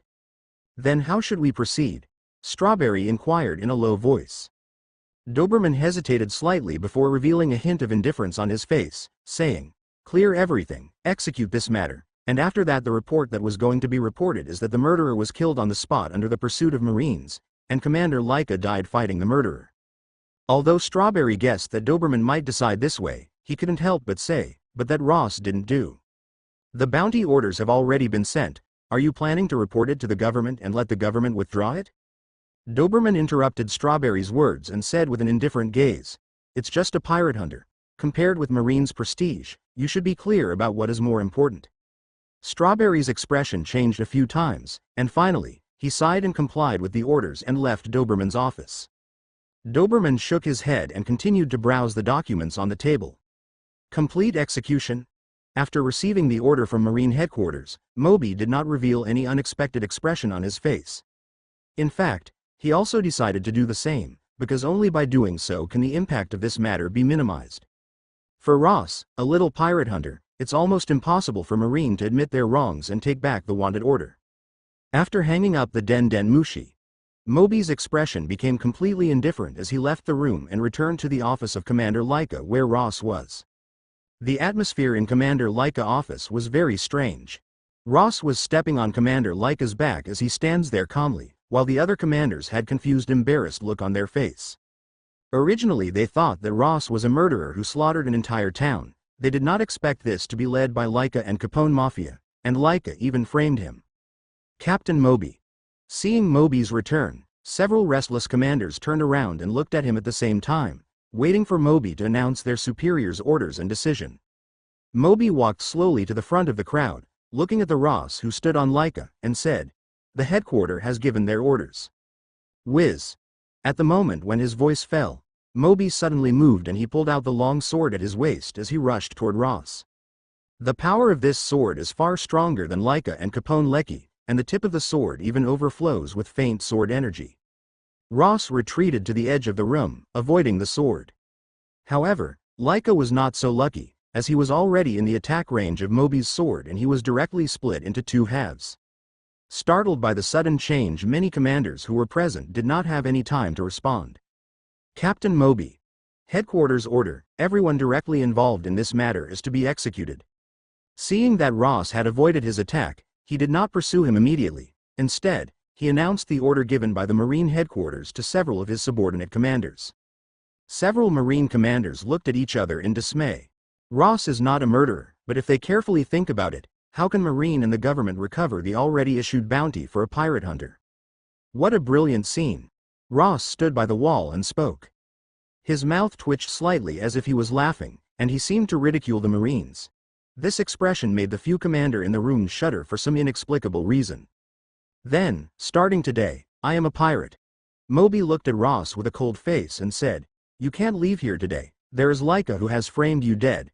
Accept this as my apologies as you rest in peace." Whiz. Moby rushed to Ross again, and the sword in his hand chopped out. Rainstorm.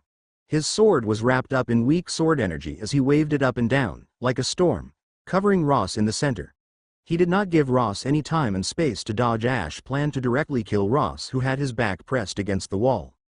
However, in the face of Moby's stormy offensive, Ross did not panic. He looked up at Moby. His body suddenly looks like a piece of paper. Moby is attacking Ross left and right with his sword energy, but he is not able to hit him no matter how hard he tries. Then, Ross stabbed with his own sword and the stunned Moby tried to dodge but was too late as he was stabbed by Ross's attack. This is kami-e, paper drawing. How can you use Marine's rokushiki? There are many different techniques that are similar to soru, so even if Ross uses soru, no one will be able to identify it, but those dodging patterns are very familiar and there is no doubt that it is definitely kami-e, paper drawing, of Marine's rokushiki, 6 power. Ross didn't answer. With kami-e, paper drawing, dodging ability, he moves with his sword and made a few attacks on Moby.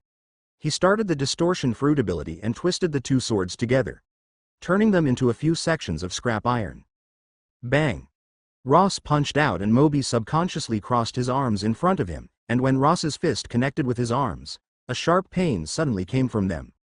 His two arms, under Ross's distortion fruit ability, were directly twisted into a fried dough twist, covered with blood and bones, and looked terrifying. Several commanders finally awoke from their stupor and reacted. They all came forward to support the captain. At the same time, they pulled their swords out one after another. Buzz.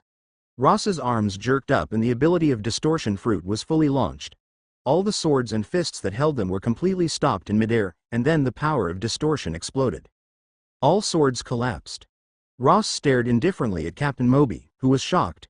He lifted his leg and stepped on him as blood and flesh scattered under his feet. Several commanders who saw this were shaken by this scene. They felt chills on their backs and revealed fear. Amidst the silence, Ross slowly walked toward the wall on one side. "Go and tell the high-level Marines who issued the order. I didn't want to become a pirate. You forced me to be a pirate." Ross's tone is calm and chilling. Combining the tone with blood and gore in the place, it seems to be giving the feeling of hell. The Marines all shuddered as if they had heard the whisper of a devil. "Although right now I am just an insignificant nobody, and about whom maybe you wouldn't care even a bit, but please remember what I said. Your behavior today determines the future direction of this sea. I hope that one day in the future, you would not regret the order issued today, because by then everything will be too late." Bang! When Ross's voice fell, he had already reached the wall and he raised his hand and pressed it on the wall, and the area about 2 meters on the wall suddenly twisted and collapsed. Then he jumped out. There was only destruction remained in his wake and the sound of his voice that will reverberate in the ear of the Marines that were there. Marine headquarters. Doberman's office. Bang! Doberman slaps his desk in anger and cracks appeared across the hard wooden table. The whole person stands up directly and his face is full of anger. Who the hell does he think he is? Arrogant, really arrogant.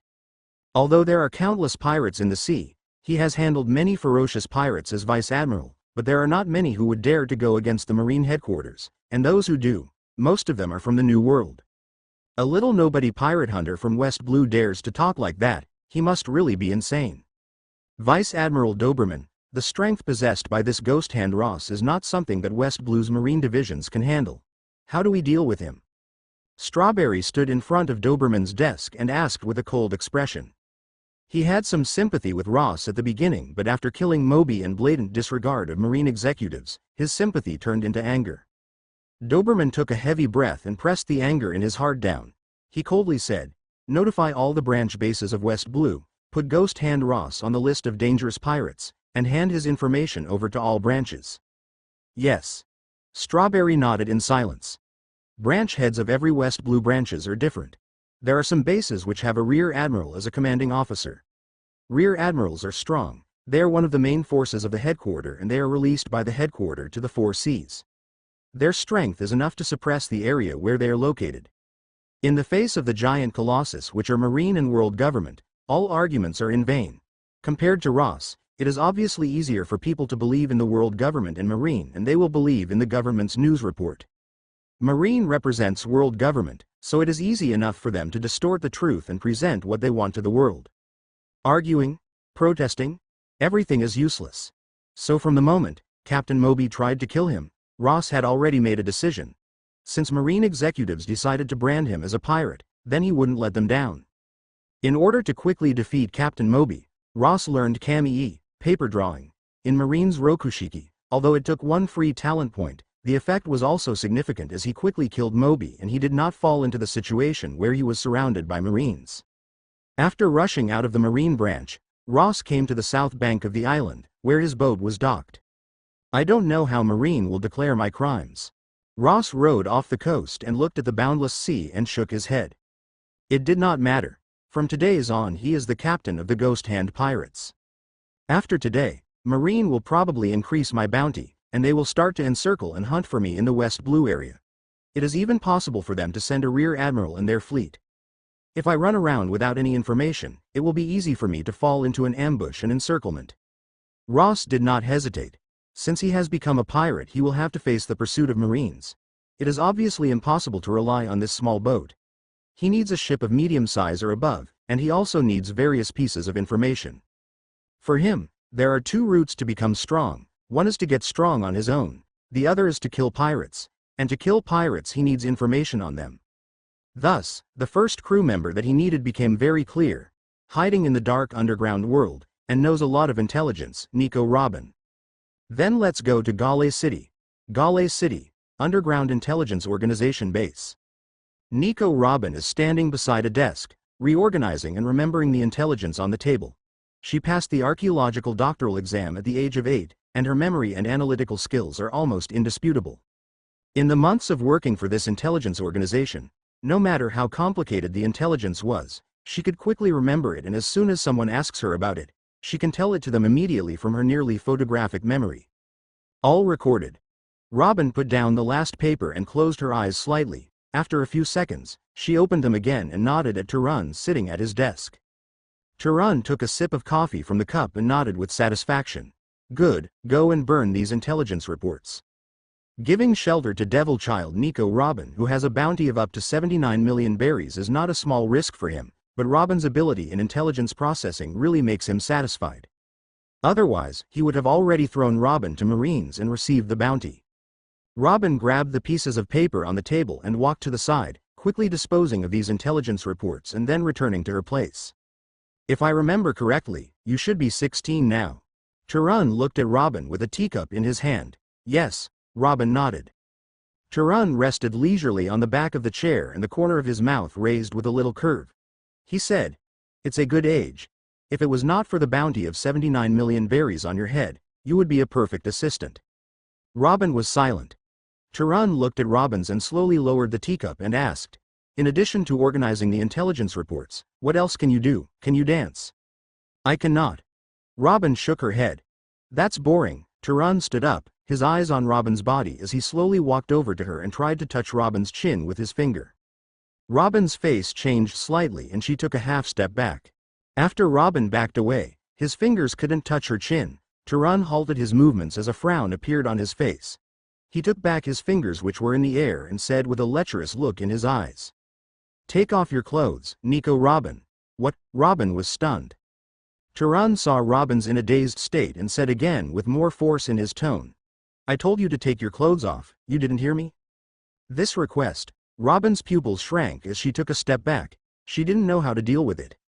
She was 8 years old when a bounty was placed on her head, and from then on she has been hiding in the underground world for 8 years. She has seen too much darkness for so many years, but this was the first time that she encountered a situation like this. "What? You dare to defy my orders?" When Turan sees Robin backing up, the expressions on his face sank. "You can do anything. Isn't that what you said when you came to me? I took a huge risk sheltering you, not to mention the bounty of 79 million berries I could have gotten if I had turned you to Marines." As soon as Turan mentioned the bounty of 79 million berries, Robin's expression changed and she bit her lips. It is because of such a high amount of bounty that she has been hiding in the underground world for 8 years. In order to survive, she had to do her best. If it was not for her calmness and wisdom, which is far beyond ordinary people, it would have been almost impossible for her to survive till now. In order to survive, she has done her best. This kind of humiliation, even if it is unbearable, she will endure. After all, which is more important, survival or dignity? She bites harder and harder and her teeth are deeply embedded in her lips. She didn't realize, but blood dripped out of her lips slowly. Turan looked at Robin's appearance as even in this situation she is calm and composed, but for him who wants to have some fun, it is a bored expression. "Looking at your appearance, it seems that you haven't experienced it yet. It's really is too bad. Because of your high bounty, you can be caught by Marine at any time. Once you are caught, there is no chance for you to experience this." Robin was silent. Survival is so difficult for her. Does she have to give up the last shred of her dignity? Just as despair surged in Robin's heart. Bang! The door made of oak was suddenly forcefully banged open from the outside. The door lock collapsed directly, and the wood chips splashed around. "Who?" Turan, who was observing Robin's reaction, was suddenly interrupted by this sound and could not help but become angry and turned to look at the door. Ross walked in from the door. He arrived half a minute ago because the door was locked and waited for a little. He didn't expect to walk into such unexpected moment. "It's you?" Turan saw Ross and suddenly frowned. "Your door is broken, I hope you don't mind." Ross, under Robin and Turan's surprised gaze, arrived in front of Robin and said, "It seems that you are not very happy here. Would you like to change your status and become part of my crew?" Ross didn't like beating around the bush and asked directly. Robin is a very smart person. In the current situation, she only needs to be given a choice.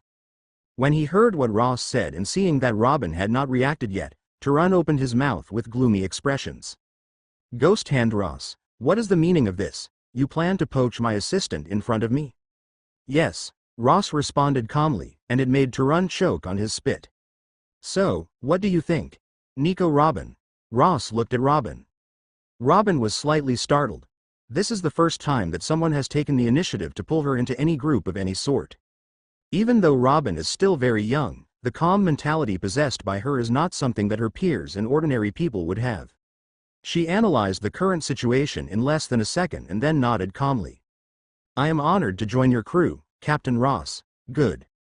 Ross smiled.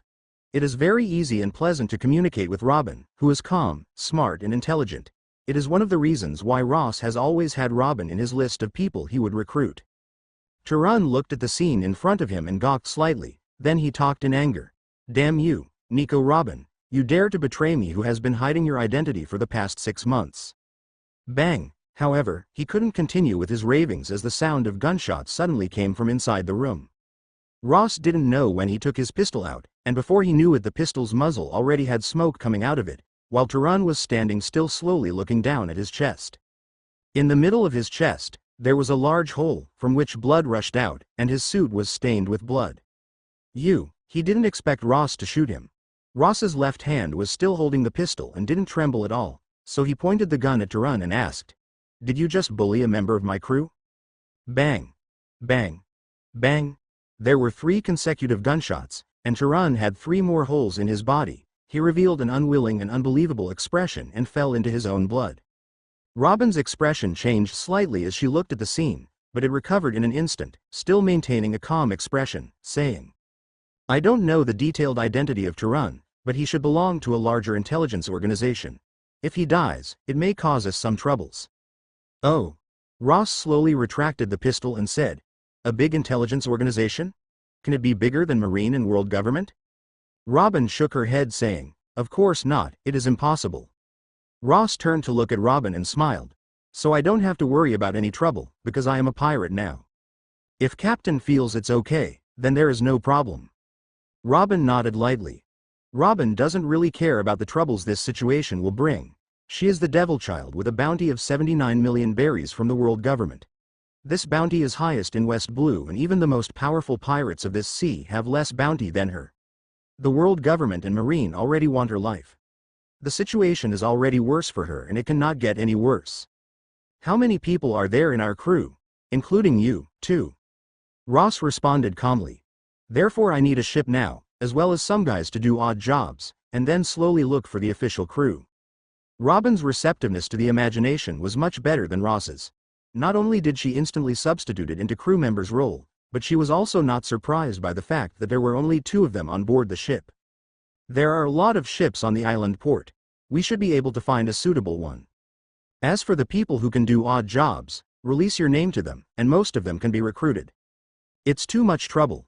Ross shook his head and said, "You should have information about the pirates in this area of sea. I need information on pirates with the bounty for more than 20 million berries." Although he decided to become a pirate, Ross's pirate crew are going different from most of the world's pirates, and even more different from the pirate crew of Straw Hat Luffy. The looting and the slaughtering of civilians will only scare the civilians. World government and Marine will not be alarmed and fearful, only angry. Even if he wants to kill, he will not slaughter civilians. His preys are the famous pirates of the sea, as well as Marines and the world government who dared to provoke him. His biggest card is not distortion fruit, but the talent system. By hunting pirates, he can get proficiency points and free talent points, and can easily improve his strength. From West Blue to Grand Line, from Grand Line to New World, and when he reached the end of the world, then the world will shudder. Pirates with a bounty of 20 million berries or more. When she heard Ross, Robin was slightly startled. Is he going to rob a pirate group and then take over directly? By doing this, the risks are undoubtedly higher than just grabbing a ship at the dock, but she did not doubt Ross's strength. So far Ross has hunted many pirates with a high bounty, and he even rushed into Capone Mafia's nest and killed Capone Lecky. After thinking for a moment, Robin said, "Flo Pirates, Captain One-Eyed Flo, bounty 27 million berries, appeared 3 days ago near the Curl Sea area. It is not far from here." "Good." Ross nodded and told Robin calmly, "Before I was a pirate hunter, the ghost hand pirates I built would not rob civilians. We would hunt for powerful pirates at the sea, and the danger would be higher as well. You have to be mentally prepared. There are many different kinds of pirates in the sea who are characterized in a disorderly mess. There are ferocious pirates who want to plunder civilians, adventurer pirates like Straw Hat Luffy, and pirate hunters who hunt other pirates, and many more. Hawkeyes of the 7 warlords of the sea, before becoming the 7 warlords of the sea, aimed at hunting pirates, with a black blade running amok across the sea until he met Red Hairshanks. Even after he became 7 warlords of the sea, Shichibukai, Hawkeye will still sometimes go out to sea to find some pirates to hunt to pass the time. For the purpose of hunting other pirates. Robin whispered in her heart. She was hiding in the dark underground world for many years. She was capable of accepting any type of darkness, but in her heart, she was still a kind person with the kindness in her heart that darkness could not erode. She can accept this kind of goal with all of her heart. One day later, Marine and World Government released a new announcement. Ghost Hand Ross is ferocious. He treacherously sneak attacked the Marine base, killing Captain Moby and Commander Laika. This news has spread throughout the West Blue, and Ross's bounty has increased from 22 million berries to 40 million berries, becoming one of West Blue's only 10 pirates with a bounty of more than 40 million berries. The entire West Blue shook. whether it's his standing as one of the top pirates in West Blue or the killing of two high-ranking Marine officers. Their thoughts suddenly shifted to Ross, who suddenly appeared out of the blue with a bounty so high that he reached into top 10 of West Blue. Killing the captain of a Marine branch, a fearful fella has come out of the West Blue. Some pirate looked at the newspaper and whispered. For someone to actually achieve the bounty of 40 million berries, who exactly is this ghost hand Ross? A pirate hunter revealed greedy and ferocious look in his eyes. Besides the pirates and pirate hunter, the more frightened were the civilians. He slaughtered all the residents of a small town, and he also murdered a Marine captain. What are Marines doing? Why aren't they quickly capturing this guy and execute him? For the vast majority of the people, there is no chance for them to know the truth. All they can access are government announcements and news on government newspapers. The truth of everything is written by the government and Marines. 3 days later. Curl Sea. A boat rises and falls with the waves. Saying that it is a boat is a bit of a stretch. In fact, it was a 2-story cabin. One floor can be used to store fresh water and food, and the other can be used for living. There are 2 rooms on the floor where people can reside, which can accommodate 34 crew members. It seems that there may be a storm. Ross stood on the deck and looked up at the sky. The navigational talent he got from the living system was at the proficiency level. So even if it was not comparable to the Nami's terrifying talent as a navigator with the protagonist aura, it was not too bad. Otherwise, Ross, who goes out to sea to hunt pirates by boat every day, would have had long been swept by the storm to God know where. With his current strength, it is too difficult to protect a small boat under the storm. Robin, hang full sail, and paddle, let us leave here. Okay. Robin looked a little worried about the weather. When she heard Ross's command, she put both of her arms in front of her, and the flower fruits. Hana no mi. Ability was launched. Arms immediately appear on the mast and an arm dropped the sail. At the same time, on the 6 oars placed on the side of the boat, there were many more arms gripping the oar and were forcefully paddling. This devil fruit ability is very convenient in some respects, and it is obviously a completely correct decision to let Robin join. Very capable. One person can be compared to a group of people. Ross couldn't be more satisfied with his evaluation of her. If she was not set as a manager, it seems there would have been no need for any odd job crew member. Hualala. Under the actions of Robin, the sails were blown by the sea breeze. Together with the 6 paddles that swept quickly, the boat sailed rapidly on the sea. Ross was not idle. He continued to observe the sky while he was at the helm. He quickly got them out of the danger zone under his good navigation skill. In order to escape the storm, we have already penetrated Curl Sea. There are 7 small islands in this sea area, 2 medium-sized islands, and the nearest one is only about 2 hours away. Ross looked at the sea map and compass tools and judged where they were.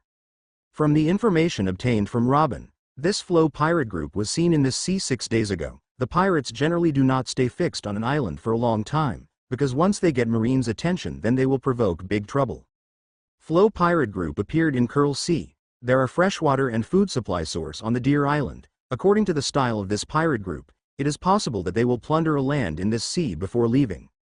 Robin recalls all the intelligence analysis of the Flow pirate group. Then let's go to the nearest island first. Ross made the decision. He had hunted pirates before. After getting the intelligence from Robin, he went straight to the sea to look for them. During that time his luck was very good. He went out 8 times and he was successful 5 times. Captain, you have a bounty of 40 million berries and your reputation has been spread far in West Blue. You need to pay attention to your identity.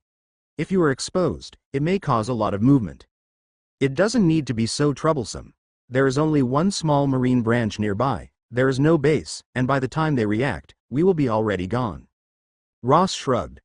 Although Robin is calm enough, she has survived her past years by escaping and hiding. She did not survive by being seen. Although her bounty is as high as 79 million berries, the actual fighting capability she possessed is not even comparable to a pirate who has 20 million berries bounty. When she heard Ross, she was slightly startled. Robin realized that her thoughts were unnecessary. Ross had single-handedly rushed into the Marine branch, killed the branch captain and then rushed out safely. It feels good to not hide. Soon, Ross and Robin arrived at the nearest island, where they did not receive any information on the pirates, so they left towards to the next island. There is a branch of underground organization on the second island, Ross and Robin are both people who have been in the underground world for a long time, and soon found the needed intelligence. Half a day ago, the Flow Pirates looted the Moker Island. After they robbed Moker Island, the Marine branch will definitely send battleship there to pursue and exterminate them. According to the route, they will definitely not take this and this. Ross and Robin analyzed for a while and soon planned their route. After leaving the island, they followed the said route. Why aren't Marine able to end the great age of pirates? There are a large number of pirates and their strength is uneven. Another reason is that chasing any pirate in the sea is troublesome. Many times, as long as the pirates quickly leave the island, then even if Marines want to pursue, it will be like looking for a needle in a haystack. The analysis and tracking that Ross and Robin have done is also only a probability. They figured out 2 routes that Flow Pirates could have taken. On the deck, Ross took the telescope and looked around in the sea, while Robin stood next to Ross, holding a sea map in her hand. The route with a 70% probability is really much higher than the route with a probability of 30%. The route you and I have analyzed is really correct. Ross looked from the telescope for a while, and his action suddenly paused, looking at the direction for a moment and handed the telescope to Robin. Robin picked up the telescope and observed the same direction for half a minute. She put the telescope down and said, "I need to be close to them to confirm." "Okay." Ross nodded and steered the boat towards the target. As the distance gradually closed between them, the outline of the shadow in that direction gradually became clear, and the entire ship was clearly visible from the telescope, and the sign on the canvas hung on the ship was also seen. It was a sign of a skull that was blindfolded in one eye. It was the Flow Pirate Group. "The prey has finally appeared." After Ross confirmed the target, he whispered quietly. The talent proficiency obtained by hunting pirates is according to the bounty placed on them and has a rough distribution interval, which was discovered by him by researching the talent system. For the pirates of the same level, the first one will give a lot of talent proficiency, but for the second one the proficiency will be cut in half, and for the third one it will be halved again. In other words, for the pirates that have a bounty of 20 million berries, hunting 2 or 3 will get him the maximum value. More would be just a waste of time. And the first time he hunts any pirate with a bounty amount in a certain range, it seems that he is sure to get free talent points, and the second time and third time hunting the pirates within the same range is only a probability. If I can get free talent points in this hunt, it means that my judgment is correct, Ross inwardly whispered. A few months ago, he hunted 4 or 5 pirates with the bounty of 7 or 8 million berries. The benefit was halved, so he shifted his target to 10 million pirates, and the higher he hunts the higher reward he got. For him, who want to keep getting stronger, he needs to constantly kill the pirates. 20 million, 30 million, 50 million, 120 million, and the ultimate goal is no doubt, Yonko, 4 emperors. Flow Pirates. The entire crew on the ship, with or without any problem in the eyes, wears a one-eyed cover to blindfold the right eye. This is Captain One-Eyed Flow's order. There is a boat coming over. It's a small boat. A pirate standing in the sentry position, seeing Ross's boat in the distance, reported. As soon as they heard that it was a small boat, the numerous pirates on the ship lost their interest, because a small boat means that there will be no treasures that are of any worth.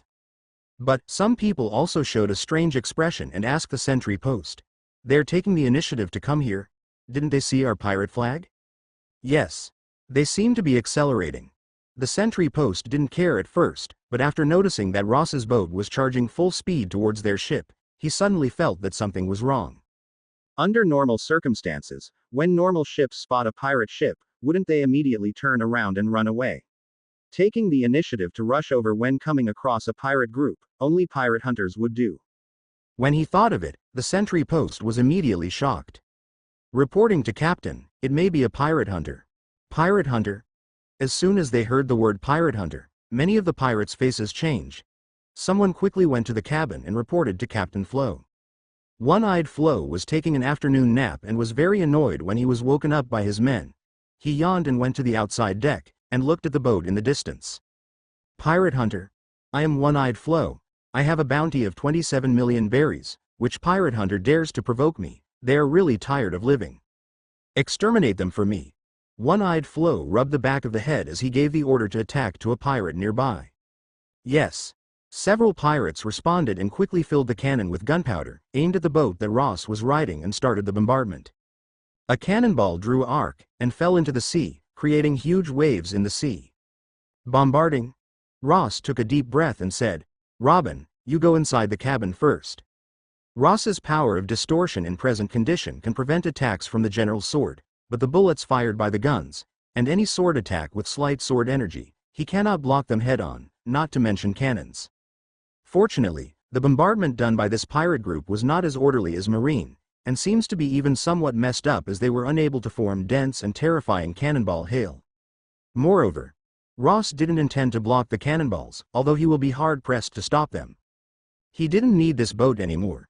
He just needs to rely on the boat to get close to the flow pirate ship. After getting close, he could make a hard jump to the ship by Soru. Whiz! A cannonball struck towards Ross and Ross's foot stepped hard on the floor of the boat. He escaped to a distance and avoided the cannonball. Bang! The shells crashed on the bow of the ship, and the sawdust flew in every direction and a cloud of smoke floated over. Indeed, it is not a simple thing to use the fruit's ability to stop the shells or to cut open the shells with a sword. In the face of a situation where he can die or get seriously injured by cannonballs, Ross was extremely calm because, with his current agility and speed, he was able to avoid the cannonballs that had come from afar. Bang! Bang! As the boat approached the flow pirate ship, the hit rate of the cannonballs began to get higher and higher, and it became more and more difficult to avoid them due to the close distance. Ross calmly looks at the flow pirate ship ahead. He has focused his maximum attention such that any shadow that flies over, he will instantly avoid it. Captain, if this continues, then we won't be able to approach the ship. Robin hid in the cabin with several large holes in it, observing the situation outside, and made a mouth on the pillar next to Ross, to tell him of her observation. Ross's eyes swept towards the lips on the pillar. He was not surprised as the ability of flower fruit. Hana no mi. In which a part of the body can be made anywhere. He responded calmly. Relax, we don't need to get too close. 50 meters, 40 meters, 30 meters. Ross stared at the ship with all of his focus and judged the distance. This distance is enough. Ross's gaze flashed, and he jumped without hesitation to the top of the boat. Then he stamped hard, smashing the part of a boat, and jumped towards the ship creating an arc in midair. He fell down onto Furlough Pirate Group's pirate ship. On the Flow Pirate Group's ship, many pirates were looking at the boat that was crumbling in the bombardment with an evil smirk. Seeing a figure suddenly jumping up from the boat to come to their ship, all of them were stunned. Be careful, Captain. Someone is here. By the time pirates reacted, Ross had already hit the Flow Pirate Group's sail. He landed on the sail, and light as a feather dropped down on the mast. The distance of this jump is obviously not something that ordinary people can do. Many pirates revealed shock. Some people looked upwards. They vaguely felt that Ross's figure was a little familiar, and then thought of something. Their faces drastically change. You are, Ghost Hand Ross. You have killed the Marine Branch Captain and have a bounty of 40 million berries. Very good, I don't have to introduce myself. Ross calmly glanced at the pirates below, and jumped down directly onto the ship's deck. He said while looking at the pirates in front of him. Flow Pirate Group, I don't have to offer apology, right? My boat was broken by you so. Therefore it is regrettable, but I am gonna have to take your ship as compensation. The pirates standing next to Ross couldn't help but swallow their saliva. Although they are also tyrannical pirates, the news said that Ross is extremely vicious. He not only slaughtered a small town but also killed the captain of the Marine Branch. His degree of madness is far higher than theirs. I thought it was a pirate hunter who didn't have eyes. I didn't expect you, pirate hunter. No, pirate, Ghost Hand Ross. One-eyed Flo walked out from the back. His one eye staring at Ross was slightly narrowed, revealing a dangerous look. Although Ross is notorious, he is also not easy to provoke. What about the bounty of 40 million berries? After all, he is alone. Want my ship? How about joining us? One-eyed Flo spread out his hands towards Ross, and said, with your strength, if you join forces with me, there will be few people in West Blue who will be our match. If Ross was a pirate hunter, then he would have already started fighting, but Ross is already a pirate and he is alone. If he can get him on his ship to be a combatant, then the Flow Pirate Group will be able to run amok in the West Blue. Bounty of 27 million berries, One-eyed Flo. Ross slowly moved forward, his eyes indifferent. Are you planning to be my subordinate? Flo's face sank and sneered. It seems that you haven't figured out what kind of situation you are in, Ghost Hand Ross. As his voice fell, many of the nearby pirates pulled out their guns and swords, readying for battle. Facing the numerous pirates, Ross's expression was still calm and indifferent. It's you who doesn't fully understand the situation. Whiz. Almost at the next moment, Ross moved, and arrived at the right side of the ship and punched, and sent a pirate flying, followed by kicking a pirate into the sea. At the same time, his left hand has already pulled out his gun from the waist, aiming at the pirate group, and bang bang bang, fired 6 bullets from his gun. Everything happened almost instantaneously. Except for the one-eyed Flo who went on alert the moment Ross moved, the rest of the pirate almost failed to react. Until Ross shot 6 bullets and knocked down 7 people in succession, they finally reacted. Open fire. Kill him. The rest of the pirates, almost all of their foreheads were overflowing with cold sweat. Everyone was shocked by Ross's frightening speed. For a while, they were feeling afraid, but being pirates for a long time, their instincts allowed them to quickly raise the guns in their hands and shoot. About 67 pirates simultaneously aimed at Ross. Bang, bang, bang. The bullets hit the boat and the wood chips flew. However, Ross had already left his original place as he directly rushed into the crowd. Be careful. He is here. In this kind of close combat, the role of guns is obviously not big. Many pirates decisively pulled out their sword to fight Ross. Ross faced the swords and did not evade as he directly punched his fist wrapped in the power of distortion, and collided with the swords. Kacha. Kacha. The swords made of fine iron stopped in midair under the influence of the power of distortion. They were like rubber, and were forcibly distorted and broken. Ross's fist turned over and shook, and the power of distortion was bombarded out from his fists, attacking the several nearby pirates. The bones within the pirates issued scalp-numbing crack sounds, and they all distorted into fried dough twist. Ah! What power is this?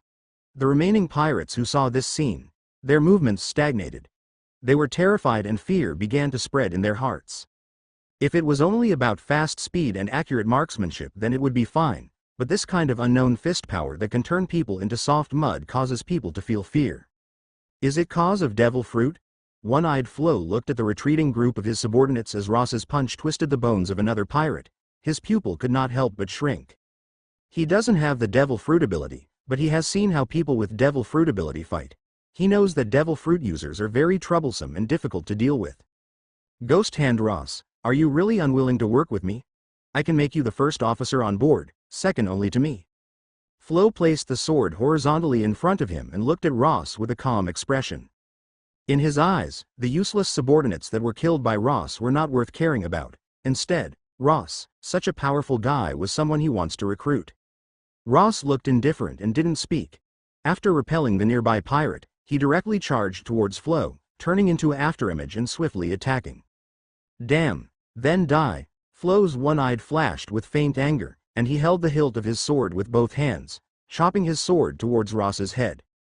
Flo's swordsmanship gave Ross the feeling that it was a lot worse than Colonel Moby, but the power of this sword was similar to that of Moby, and it sparked with faint sword energy. Is it a named sword?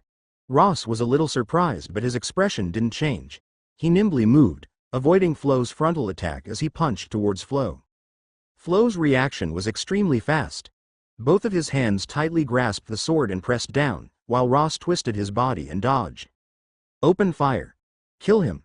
Flo competed with Ross to gain the upper hand, and entangled with Ross, while he ordered his subordinates to attempt to distract Ross's attention. However, at this moment, Robin's voice came from the back end of the ship. 30 Fleur. Several pirates that have guns have arms growing out of their shoulders, knocking down the guns in their hands and twisting their necks. Don't interfere with Captain's battle. Although, Robin was currently only 16 years old, with the ability of flower fruit. Hannah no mi. She can still deal with a group of ordinary pirates. Many pirates were scared by Robin's ability, and one-eyed Flo also felt cold in his heart. He didn't expect Ross to have a helper and a devil fruit user at that. There were no problems on Robin's side, so Ross looked back at Flo once again. Flo was stronger than an average Marine commander. With a named sword in his hands, his strength is similar to a Marine captain. But this strength is still inferior to Ross.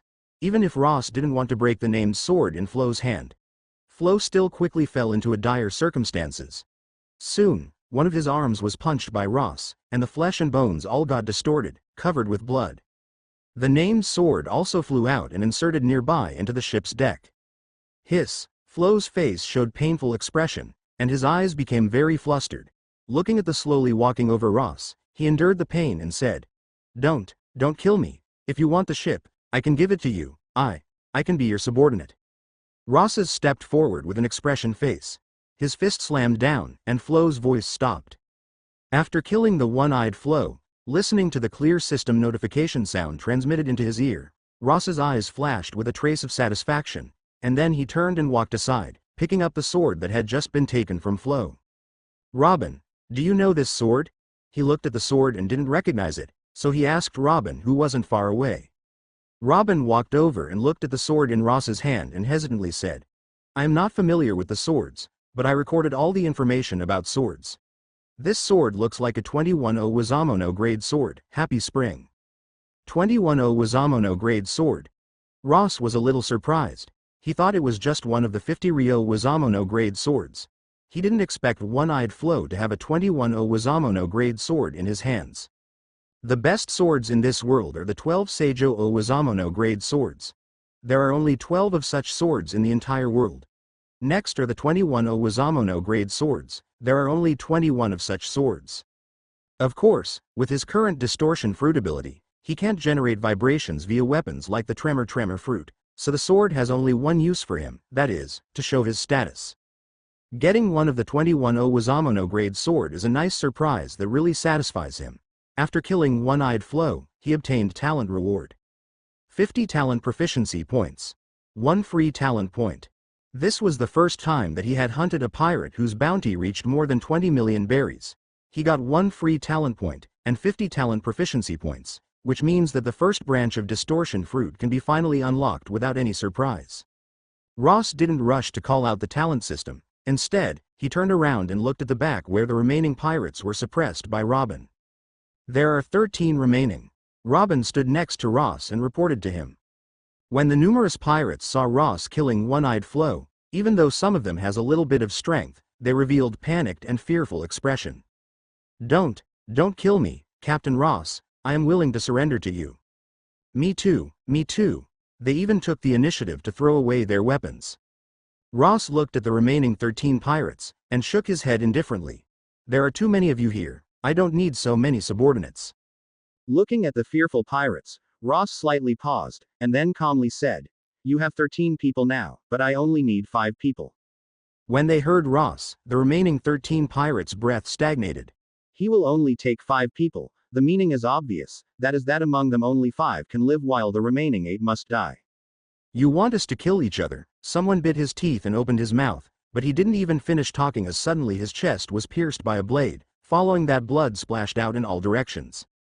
The pirates present were not the kind of pirates like the Straw Hat Pirates. Each one is a cruel and fierce existence. There are also many smart people. They obviously cannot fight against Ross, so the only way to survive is to obey. Bang! Bang! Someone took the lead, and the remaining pirate immediately howled at each other and started killing each other. Soon, only 5 people were left standing. Although the 5 people stopped fighting, they were still very vigilant. In the event that Ross changes his mind and says that he only needs 3 people, the one who relaxes his vigilance will die first. Ross glanced at the 5 people, then turned to Robin and said, "Robin, the rest will be handed over to you." "Yes, Captain." Robin nodded and commanded the remaining 5 pirates to clean the bodies and blood on the ship, while Ross arrived at the deck alone. With a single thought, the 3 big trees of talent system were called out by him. Ross directly opened the battle-type talent department and found the huge branch of distortion fruit. Distortion fruit. 75. He only requires 25 more points in talent proficiency and he can activate the light distortion ability, Ross thought, then directly put 25 proficiency points in it. A green light flashed, and the proficiency of distortion fruit reached 100, and the branch of light distortion ability changed from gray to activatable green. To activate light distortion, it requires 1 free talent point. Activate it. Ross put 1 point of free talent point directly on the light distortion branch. In an instant, a strange force poured into Ross's body, fusing with the distortion fruit's power within his body. Sure enough, some changes have appeared. Ross felt the changes in his body and muttered. It was difficult to describe the feeling in words, but there is no doubt that the ability of distortion fruit has been further developed. He reached out with his hand, which was shaking. In his ordinary palm, a group of phantoms appeared out of the air, and under the deliberate manipulation of Ross, these phantom images froze and suddenly changed into a lot of hands. Robin, who was standing underneath and commanding the pirates to sweep the decks, couldn't help but see the changes in Ross. When did Ross steal her flower fruit? Hana no mi, ability. Ross stood there constantly waving his arms, creating afterimage after afterimage to familiarize with the newly acquired power. It's just illusions, using the power of light distortion. His arms were like illusory images, without any substantial attack power, but they are extremely confusing. Imagine in a battle, suddenly throwing countless fists, all of them looking similar. Even if only one of them is true, it is undoubtedly very difficult to resist. In other words, whichever opponent fights with Ross, their sight will be greatly interfered, unless they rely on sound and other senses to judge Ross's position. Otherwise, they will be greatly limited. For those who haven't grasped observation hockey or no kami, paper drawing, their eyes would almost be the most important method for sensing. In the case of visual interference, their strength will be greatly reduced. Now if Ross meets another person at the level of Marine Captain, even if he had to fight 3 or 5 at the same time, he will be able to deal with them easily. Effective range of distortion fruit ability has also increased. Familiarizing with the newly acquired ability, Ross also perceived that the power of distortion he can mobilize is much powerful than before. If before, the effective range of power of distortion was a radius of 2 meters by taking him as the center, then now, the effective range of power of distortion has reached a radius of nearly 5 meters. This level of distortion power is enough to deal with Moby and One-Eyed Flo's attack. That is to say, in front of that kind of power, there is no need for Ross to dodge next time, and he could directly stop those attacks with distortion power. Ross even felt that the bullets fired by ordinary guns could be also withstood by distortion power, but he did not want to experiment that. The strength of the fruit has increased and the consumption of physical strength has also increased a lot. Feeling the changes in the body, Ross revealed hesitation on his face. The use of devil fruit undoubtedly consumes too much stamina, especially this paramecia-type distortion fruit. Now, the distortion fruit ability has upgraded by twice as much, which means that in a situation where he erupts with his full strength, his physical exertion would be even faster, putting a greater burden on his body and spirit. It seems that I need to choose the physical enhancement in general type talent as early as possible. At present, the situation is not bad. But once the gravity distortion ability is activated, I am afraid that my body's strength will not be able to keep up with the devil fruit ability. The current strongest people in the sea were undoubtedly the 4 emperors, Whitebeard, but the reason Whitebeard is powerful not just because of tremor fruit, Gura no mi. Although the tremor fruit, Gura no mi, is very powerful, it is impossible to exert the amount of power that Whitebeard does without a terrifying strong body that can withstand the shocks. There are 25 proficiency points left. If a situation arrives that requires explosive power, I will just put the points in distortion fruit. If I need speed, then I will go with Soru or agility enhancement. Ross thought for a moment and eventually left 25 proficiency. Anyway, he can call the talent system at any time and then instantly select the options in it. After closing the talent system, Ross continued to familiarize himself with the light distortion ability. 2 hours later, Robin came to Ross's side and reported to him, who was training his ability, "Captain, the deck and the cabin have been cleaned up, and I have spotted a marine battleship in the southwest direction which is heading towards us. Depending on the size, it should be a medium-sized battleship." On the blue sea, a medium-sized battleship from the marine branch was sailing at full speed. "Reporting, Captain, we have discovered the fleet of the Flo pirates." "Is that so?" The marine captain who commanded this battleship came to the deck and picked up the telescope and looked at a dark spot in the distance. He immediately saw Flo pirates' ship stopped in the middle of the sea. As the distance got close, he vaguely felt that something was wrong, because the Flo pirates' ship was obviously broken and seemed to have just experienced a big battle. "All staff prepare to battle. Once they enter the range of cannons, immediately start the bombardment." Marine captain frowned and pondered before he gave an order. "Marine battleship." Ross draws back from practicing his new ability, took the telescope from Robin's hand, and looked at the direction Robin was pointing, and immediately saw a battleship coming towards them at full speed. Robin's eyes flashed slightly, and whispered to Ross standing next to her, Barring any surprise, they should be coming for flow pirates. Ross nodded. Anyway, whether they were coming for flow pirates, or for them, there is no difference now. Just as Ross put down the telescope, a familiar and crisp system sound came from his ear. In view of the fact that the host's living environment has changed and the host has a unique view of darkness and justice, Talent System will carry out sub-optimization. The optimized content is as follows. Besides hunting pirates, host can also receive talent proficiency points and free talent points as a reward by defeating the Marines who came after host to kill him. Moreover, the reduction in reward is not shared with hunting pirates. Note: the reward is only valid for the highest-ranking military officer in the Marine who is after host, and the lowest has to Marine Rear Admiral. Ross listened to the sound coming to his ear. After being slightly startled, his face could not help but reveal a smile. This optimization is obviously what he would like to see. After this optimization, the host can directly check the hunting reward range corresponding to the pirate's bounty amount, and defeating reward range corresponding to the position of a high-ranking Marine military officer in the system panel. Ding! The sub-optimization is complete. The second optimization also makes Ross be startled slightly. After the final sound of the system fell, his thought moved and opened the talent system. In the upper right corner of the talent system page, there is a special bonus symbol that was not available before. He looked and it opened. Hunting pirates. 5 to 8 million berries, has hunted 3 people.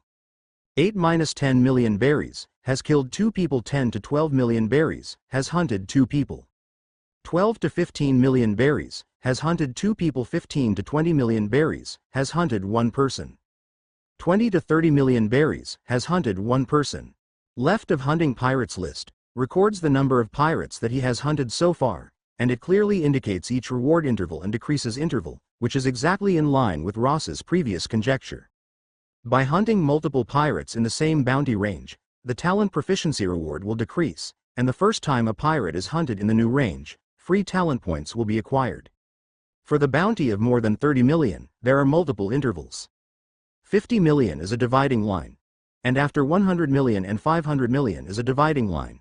After 500 million, there are only 3 remaining areas: 500 million to 800 million, 800 million to 1.2 billion, and above 1.2 billion. It's very clear division, but the strength of many pirates in this world cannot be directly divided by their bounty. Ross looked through from top to bottom, then turned to look to the right. Defeated Marines. Marine Rear Admiral has defeated 0 people. Marine Vice Admiral has defeated 0 people. Admiral has defeated 0 people. Marine Fleet Admiral has defeated 0 people. On the right of the defeated Marines, everything is 0 as Ross has not yet defeated any Marine of Rear Admiral. This is a bad division. A branch's Rear Admiral and headquarters Rear Admiral are both Rear Admiral, but the strength disparity between them is huge. Ross shook his head. Not distinguishing between the branch Rear Admiral and the headquarters Rear Admiral means that he will only get a small part of the reward, and he is not very satisfied. After quickly reading the new query page, Ross withdraws from the talent system. When he looked at the sea in the distance, the Marine battleship had already pulled a lot closer, and there was no need to use a telescope to see the outline of the battleship. Wind is blowing from southeast, wind approaching from 6 degrees. Robin, hang the full sail, let's leave here. Ross looked at the direction of the wind and said to Robin after a little thought. The deterrence of Marine battleship is not a small matter. The cannons loaded are far superior to the pirate ship in terms of firepower. In addition, they are going against the wind. If they forcibly rushed forward, they wouldn't even get the chance to get close, before their ship will be bombed into pieces. Marines on the battleship would collapse at the first blow, but in the face of a medium-sized battleship, even a Rear Admiral of the Marine headquarters will retreat. Most of the time, Marine can chase pirate everywhere because the Marine battleship's artillery fire is extremely fierce. Not every pirate can block the bombs, at least the current Ross cannot. Yes. Robin is also very much aware of the deterrent power of a battleship. If Ross has not given the order, she would have already ordered the pirates to open the full sail and leave. The 5 pirates also knew the horror of the Marine battleship, and they were already prepared. When they heard the instructions from Robin, they immediately hanged on the sails. In the distance, the Marines on the battleship saw that the flow pirates were going to flee, and they started chasing after them. They even fired a few bombs to tentatively attempted to break the pirate ship's mast, but it was impossible to hit because of the distance. Although the cannons on the warships are strong, they are too heavy. Even with the turbines installed, they can't catch up with the pirate ship when the wind reaches a certain level. After all, the vast majority of pirates will run after they had robbed the place. Few pirates will make heavy warships to confront marines. Flow pirate's ship is a light ship. Finally, the battleship can only look at the flow pirate's ship getting farther and farther away, becoming a black spot on the horizon and disappearing at the end of their field of vision. It would have been good if I had chosen Geppo, moonwalk. Ross stood at the top of the cabin and looks at the sea that stretches to the horizon, then shook his head. If he had learned Geppo, moonwalk, he can directly traverse the sea by air, ignoring the battleship's artillery fire, cross towards the battleship, and then sink the battleship. But most of the battleship was led by a marine captain of a certain division. There was no reward for defeating marine captain. So Ross had nothing to gain or loss. With the talent system, it will not be long before he can ignore the marine battleship, and by that time if any marine battleship dares to chase him, then they will be sunk into the sea. Whiz! Ross jumped from the top of the cabin and came to Robin. Robin, how much supply is on board? There are enough supplies for a group of 7 people to survive for 2 or 3 months. Robin thought slightly before answering. Ross nodded and said, "Okay then, I need you to sort out all the information you have on the West Blue pirates, especially pirates with a bounty of more than 15 million berries." "No problem. See calendar, 11th month of the 1508 year. Ghost Hand Ross killed One-Eyed Flo having a bounty of 27 million berries. He captured the ship of the Flo pirates, and formally formed a pirate group called Ghost Hand Pirates, and added a pirate flag with skull and a skeleton hand forming a fist pointing upward. See calendar, the start of the 12th month of 1508 year. Ghost Hand Ross led the Ghost Hand Pirates, and killed the captain of Cullo Pirates with a bounty of 17 million berries in the kingdom of Turda, and defeated the local kingdom who came to the encircle him, gradually becoming famous. See calendar, at the end of 12th month of 1508. Ghost Hand Ross led the Ghost Hand Pirates, and killed the captain of Blood Pirates with a bounty of 25 million berries, and defeated the West Blue T-19 branch of the Marines, which made the West Blue Marines shocked and terrified, his prestige greatly rising. See calendar, at the start of the 1st month of 1509. This year is also called the 11th year of the Great Age of Pirates. Ghost Hand Ross successively eliminated the captain of Hammer Pirates who had a bounty of 28 million berries and Leopard Pirates with a bounty of 19 million berries in Pirate Town Bog. Later, he also killed the widely known in the sea, pirate hunter, Bloodhand, and his group, who were trying to kill him. So far, his reputation has spread far and wide and no one dared to question his bounty of up 40 million berries. It's been more than 2 months since he had captured the Flo Pirates ship. Until now, Ross had killed 2 pirates whose bounties were between 15 to 20 million berries and 3 pirates whose bounties were between 20 to 30 million. Since he had hunted pirates in a certain interval repeatedly, the rewards also drastically decreased, so Ross only got 80 points of talent proficiency. Fortunately, when he had killed the Hammer Pirates with a bounty of 28 million berries, Ross got an extra free talent point, which is very satisfactory for Ross. He continues to hunt and kill the pirate below 30 million bounties, but the rewards have become very low, and it is a waste of time. So, Ross has completely shifted his eyes to the pirates with more than 30 million bounty. Kingdom of Smale. This is a large kingdom of West Blue. It is one of the 170 countries which are under the world government, and its king is eligible to participate in the World Council. In a tunnel of some city, Ross is wearing a leather cap with his back against the wall. He looked at Robin, who was also wearing a hat, and said, "How is the situation inside? Is there anything wrong with the intelligence?" Robin was using the ability to spy inside the building next to her. After observing for a while, she retracted her ability and nodded to Ross. "There is no problem with the intelligence. In the center room on the top floor is the location of the shady transaction, and the captain, Whiteblade, of the Whiteblade Pirates is inside. The Whiteblade Pirates captain is Whiteblade. No one knows his real name. He is only known by the name Whiteblade. His sword arts are very high and he was once a pirate hunter, but then he turned into a pirate with a bounty of 35 million berries. This is not the first pirate that Ross was eyeing that has a bounty of more than 30 million berries, but he was the first target that he had looked for, which took nearly half a month. This is the first time that I will hunt a pirate with a bounty between 30 million to 50 million berries. I will definitely get 1 free talent point. In that case, I can finally put a point in the physical enhancement in general talent. Ross lifted his hat slightly and stretched his body. These days, in order to improve his stamina, he threw all the tracking and intelligence aspects to Robin, and he did his best to do physical training. Training while putting his entire strength and energy, Ross's stamina has also grown a lot. He has already adapted to the improved power of the distortion fruit, and had put 30 points of proficiency on the power of distortion, which has upgraded the power of distortion. Wait for me here. Ross took the 35 million berries reward poster of the white blade from Robin's hand, then told her to wait before turning around and raising one of his hand to the wall in front of him. Buzz. The power of distortion acts on the wall. Under the precise control of Ross, the wall is not collapsed, but he made enough space on the wall to climb. Ross stamped on his foot and jumped up. While stepping on the recessed position, his hand once again grabbed the wall at a higher position and took a leap again. Whiz. Whiz. After 2 consecutive jumps while borrowing strength, Ross jumped onto the roof and disappeared. Being wanted by Marines and hostile to the world government, but he still tirelessly hunt pirates. He is really a strange captain. Robin stared at Ross, who disappeared into the sky, and muttered, "Most of the pirate are hostile to each other, especially in the Grand Line and even in the second half of New World. A fierce fight often happens when they meet by chance. But Ross acts, not only when he accidentally encounters pirates, but also takes the initiative to hunt all the famous pirate, as if he must step on blood and bones of others, to become the most fearful existence in the West Blue." Robin shook her head and started her ability to continue observing inside the building. In the center room on the top floor, it is a dark room which has all the curtain pulled and there is no place from which sunlight can come. There are oil lamps in the room.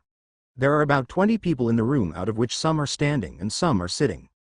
It took more than half a month, but I finally got in touch with you. An old man with a gray beard and a ceremonial hat sat on one of the sofas with a cane in his hands, opposite to a swordsman wearing a white jacket. The swordsman in a white jacket is the pirate Captain Whiteblade. I heard that you were willing to pay a high amount of money. Whiteblade's body leaned forward slightly, with a dangerous smile on his face.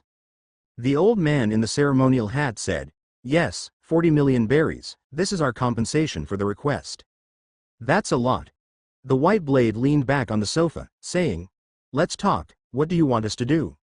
"I need you to destroy Capone Mafia's underground base in the Kingdom of Smale. The development of Capone Mafia has seriously affected our organization." The old man in the ceremonial hat showed coldness in his eyes. When Whiteblade heard this, he could not help but reveal a hint of ridicule. "I see, the criminal organization that you secretly support in the Kingdom of Smale couldn't even get rid of a foreign force. It is really interesting that you ask a pirate to help you." The old man narrowed his eyes and said, "No, they can, but it will be counterproductive. It will cause big trouble for me if my influence and power were to be discovered. So I can only deal with it secretly. Then do you accept this mission or not?" "Accept." The Whiteblade was straightforward and said, "But it is very troublesome to make problems with Capone Mafia. 40 million berries is not enough. I want 50 million berries. 40 million berries are already very high."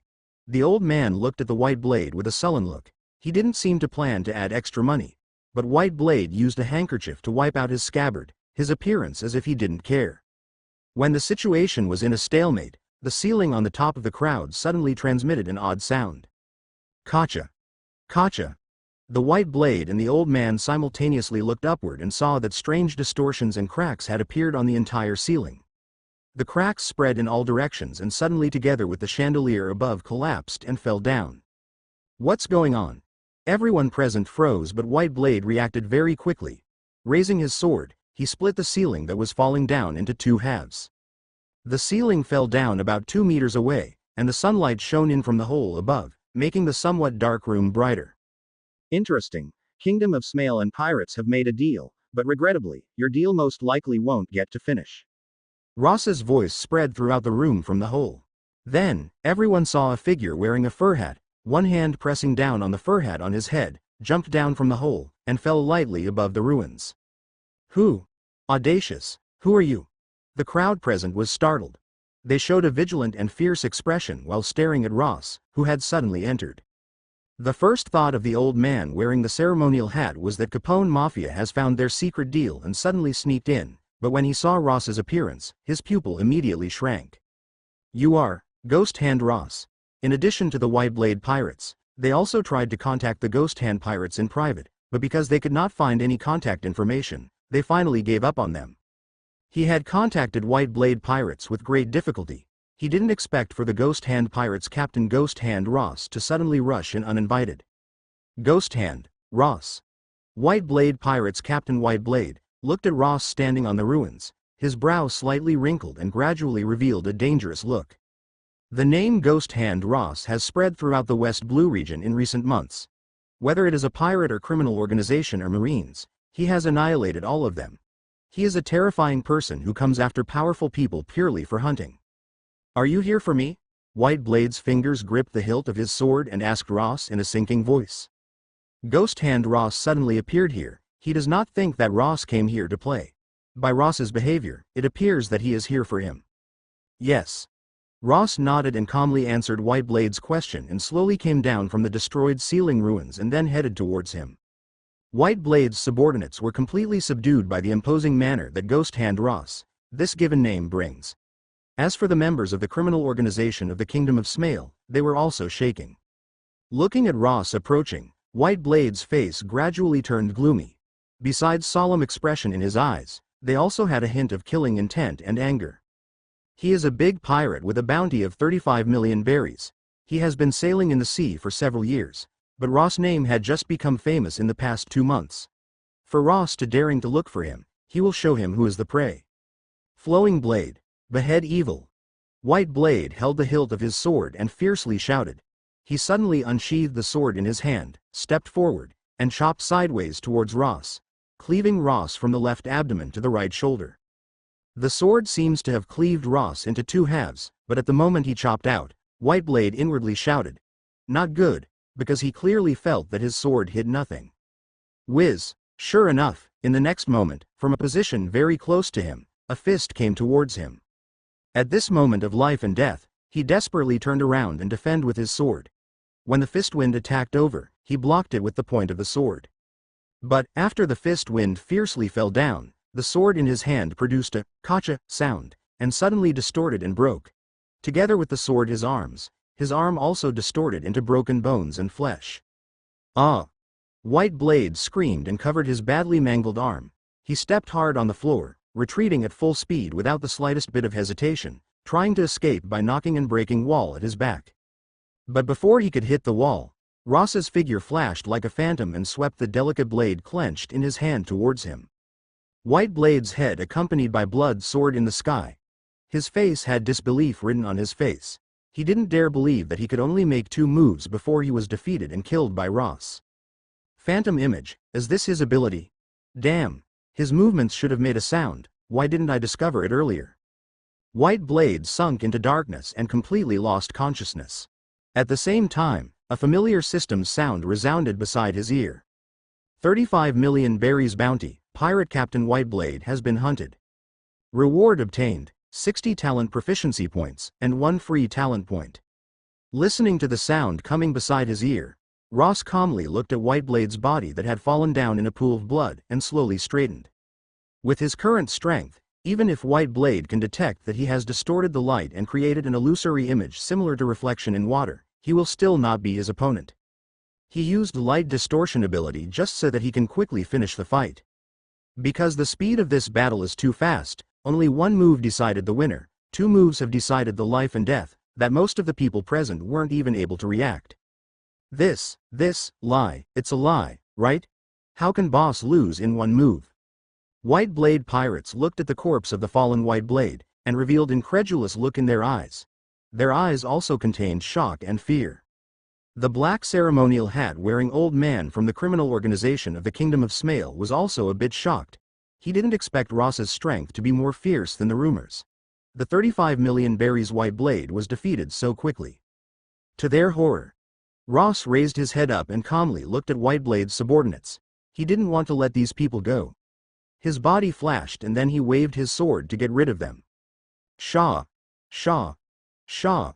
The pirates wanted to escape, but Ross was using Soru. There is no chance for them to escape. They were all killed. Killing the last pirate, Ross stopped. With the blade happy spring in his hand which was dripping with blood, he turned to the criminal organization members of the Kingdom of Smale. The black ceremonial hat-wearing old man has cold sweat dripping down on his forehead, and he barely maintained his calm as he said, "The strength of Captain Ross is stronger than rumors. It is a great honor to be able to see it with my own eyes." The scene was quiet. Seeing that Ross still stood there and did not move, but he also did not attack them, so the old man paused and carefully continued. "I don't know if Captain Ross would like to make a deal with us. We just need you to destroy Capone Mafia's underground power in our kingdom of Smale. We are willing to pay 50 million berries." Ross stood there, watching the black ceremonial hat-wearing old man calmly, letting the blood on the sword's tip drop on the exquisite woolen blanket on the ground. He didn't spoke, so no one present dared to speak. There were only a few faintly discernible sounds around them, extremely low, but the unsteady breathing sound echoed in the surrounding. Starting with the Flow Pirates. So far, not counting the White Blade Pirates, Ross had already annihilated 5 pirate groups. These 5 pirate groups have some treasures, all of which add up to around 20 million berries. White Blade Pirates' ship should also have some. If I can add 50 million berries on top, there will be about 80 million berries. Flow Pirate's ship as transportation means for only the initial stages to him. He still needs a more powerful and faster ship. The 50 million berries should be enough for him to find a boatman to build a new ship. Moreover, there is some conflict between Capone Mafia and him that cannot be resolved. Ross was pondering in his heart. Just as he was about to make a decision, Robin suddenly came in from outside and interrupted his thoughts. "Captain Ross. The situation has changed. We are surrounded by people from Capone Mafia." Robin's tone was a little grave as she said to Ross. Ross was a little surprised. He glanced at the black ceremonial hat-wearing old man and found that he was astonished. It seemed that he did not expect Capone Mafia to surround him. Ross walked to the window and raised the corner of the curtain. He glanced outside and saw that the street outside was completely blocked. There were hundreds of Capone Mafia members who had surrounded this place completely. The weapons held in the hands of the members of the Capone Mafia were not only the guns, but they also carried a lot of massive portable artillery. A warlike scene. Ross's gaze changed slightly. His eyes swept through the members of Capone Mafia, and soon fell on a young figure holding a cigar in his mouth who was standing in front of the crowd. That man is Capone Beg. Capone Beg, one of the main decision-makers of Capone family, and if nothing unexpected happens, he will soon take full charge of Capone family. Robin stood behind Ross and whispered Capone Beg's information. Because Capone Beg is one of the worst generation together with Luffy, so Ross knows about him more than Robin. Listening to Robin's report, he did not show any surprised expression. "Damn, Capone Beg, how did the Capone family suddenly launch such a large-scale operation without us knowing about it?" The black ceremonial hat-wearing old man walked to the window and looked at the Capone Mafia members below who were like an army, his face becoming extremely ugly. Capone Beg led a large number of members of the criminal organization, stopped on the street in front of the building, and his subordinates quickly occupied the streets and other buildings around them, and the weapons were all aimed at the building. "Your actions are too slow. Your lack of speed has inevitably led to failure, so it's quite regretful that everything will end here." Capone Beg was holding a cigar in his mouth as he looked up, with the muscles on either side of the cheeks moving up slightly, revealing a terrifying smile. His smiling face revealed confidence that everything was in his hand. Damn it. The black ceremonial hat-wearing old man couldn't understand how the news leaked out. He bit his teeth and pushed open the half of the window, to talk to Capone Beg. "What do you want to do, Capone Beg?" "Of course it's to kill you all before you make a deal with White Blade Pirates. By the way, coming here solved another trouble, Ghost Hand Ross." Capone Beg looked at the old man at the window, and his tone was not anxious. This sentence stunned not only old man but even Ross and Robin. He thought he was accidentally embroiled in all this. He didn't expect it to be not an accident, but something planned in advance. "You are inside, right, Ghost Hand Ross? If you are inside, I think that guys of the White Blade Pirates should have already been killed by you." Capone Beg holding a cigar in his mouth looked at the top floor of the building. Ross pushed open the half of the window, glanced at the numerous guns that were aimed at them, and looked calmly at Capone Beg, saying, "How did you know that I was here?" "Lack of intelligence will lead to such a result. I am very clear about White Blade Pirates' contacts, and I unexpectedly discovered it during investigation that you are also tracking White Blade Pirates." Capone Beg looked at Ross, his tone neither fast nor slow. "Ross once killed Capone Lecky, one of the high-level member of Capone family, and by killing him Ross has incurred Capone family's hatred. After discovering Ross's movements, it was natural for them to investigate all the way. Ross turned his head and glanced at Robin. Robin looked serious as she whispered to Ross, "All the intelligence we collected before came from the underground world. Capone Mafia is in charge of a large part of the West Blue's underground world. I was a little careless." "No," Ross shook his head slightly, "it's not your fault.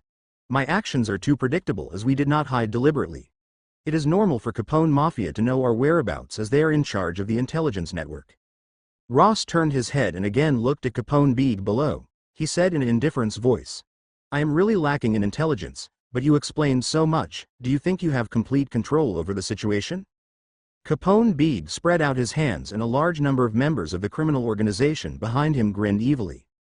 "Yes, because of the large disparity in military strength. Even if you work together, you can only die. Compared to other criminal organizations that compete for territory and power, Capone Beeg is very different. He finds pleasure not in competing for power and money, but to watch other people in chaos and despair." The old man listened to Capone Beeg's words, and there was a hint of panic in his eyes.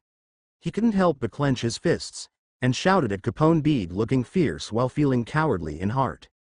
"Capone Beeg, don't forget where you are standing. If you dare to do anything here, my organization." Bang! His words have not finished when a sound of gunshots suddenly resounds on the street. Don't know when, but Capone Beeg had a gun in his hand. The muzzle of the gun was emitting smoke, while the old man's body froze. There was a bloody hole between his eyebrows. His body shook and he fell from the top of the floor. "Noisy," Capone Beeg said indifferently as he maintained the motion of firing the gun. "So, the unnecessary drama ends here. Raise everything to the ground." Bang! Bang! Bang! Just at the moment when Capone Beeg ordered, there were countless guns and artillery fired at the building where Ross was, not only aiming at the top floor but they attacked the entire building. Countless bullets and artillery, in an instant, smashed all the windows and glass in the building, bombing the streets and shaking the streets, letting a large group of civilians who were escaping in the distance, showing a frightened expression. Inside the building, when the black ceremonial hat-wearing old man tried to threaten Capone Beeg, Ross put down the curtains of the window and turned to Robin and said, "Let's go, we need to go down." Yes. Robin was a little nervous, but after observing Ross' calmness, she also calmed down. She had tried to find out about Ross's character over these past few months. He is similar to her and can remain absolutely calm in the most situation. And it is the same in this situation. Not only Ross is calm, but he is also reacting calmly, which shows that he has a way to deal with this situation and was not facing a desperate situation. Bang! However, before Robin could go downstairs together with Ross, the black ceremonial hat-wearing old man was shot by Capone Beeg, and then it was full-scale gunfire on their building. Boom! Boom! Boom! The surrounding glass shattered in an instant, and countless bullets accompanied by shards of glass scattered around in the room. Robin subconsciously had to lean over to avoid the fire from the window, but before she leaned over, Ross had already stepped forward and hugged her from the side. Buzz! Glass fragments and bullets landed on Ross's back, but affected by some strange power, they changed directions. At the same time, the floor under Ross's feet also distorted by the distortion fruit, and then suddenly collapsed. Boom! Boom! Boom! With a thunderous sound, Ross took Robin from the top floor and fell to the bottom floor of the building. There was no basement in the building, but Ross, who fell to the first floor, still exerts the power of distortion fruit. Hualala! Under the power of distortion fruit, the thick ground distorted and collapsed, and a circular area with a radius of about 2 meters collapsed and a hole of the same size appeared, which continued to extend downward. When the hole reached about 3 meters deep, Ross stopped the ability. After releasing Robin, he raised his hand to the top and blocked the numerous stones that had been shattered and collapsed, creating an underground space that could not be attacked by any artillery. Kacha! Kacha! Ross held up the collapsing stones until they were completely distorted and condensed into a block. Then he let go of his hand and looked at the girl in front of him. "I didn't expect them to launch an attack so quickly. It was too late to run away. I can only deal with it in this way." "It doesn't matter, I don't mind." Robin's black pupil stared at Ross quietly in the dark for a while, and the corner of her mouth curved a little. She sighed softly, patted away the dust on her shoulders and clothes, and then quietly examined the current situation. Bang! Bang! Bang! The bombardment was concentrated on the building and the terrain surrounding the building was razed. Capone Beeg knows that Ross's personal strength is not to be taken lightly, so when they have absolute military strength's advantage and to make sure that Ross died in the gunfire, he still hadn't given the order to stop the bombardment. Ross couldn't be given any chance to survive. Underground. Listening to the muffled roars that came from above, Robin looked at the underground space that Ross had made with his ability, and was inwardly thinking.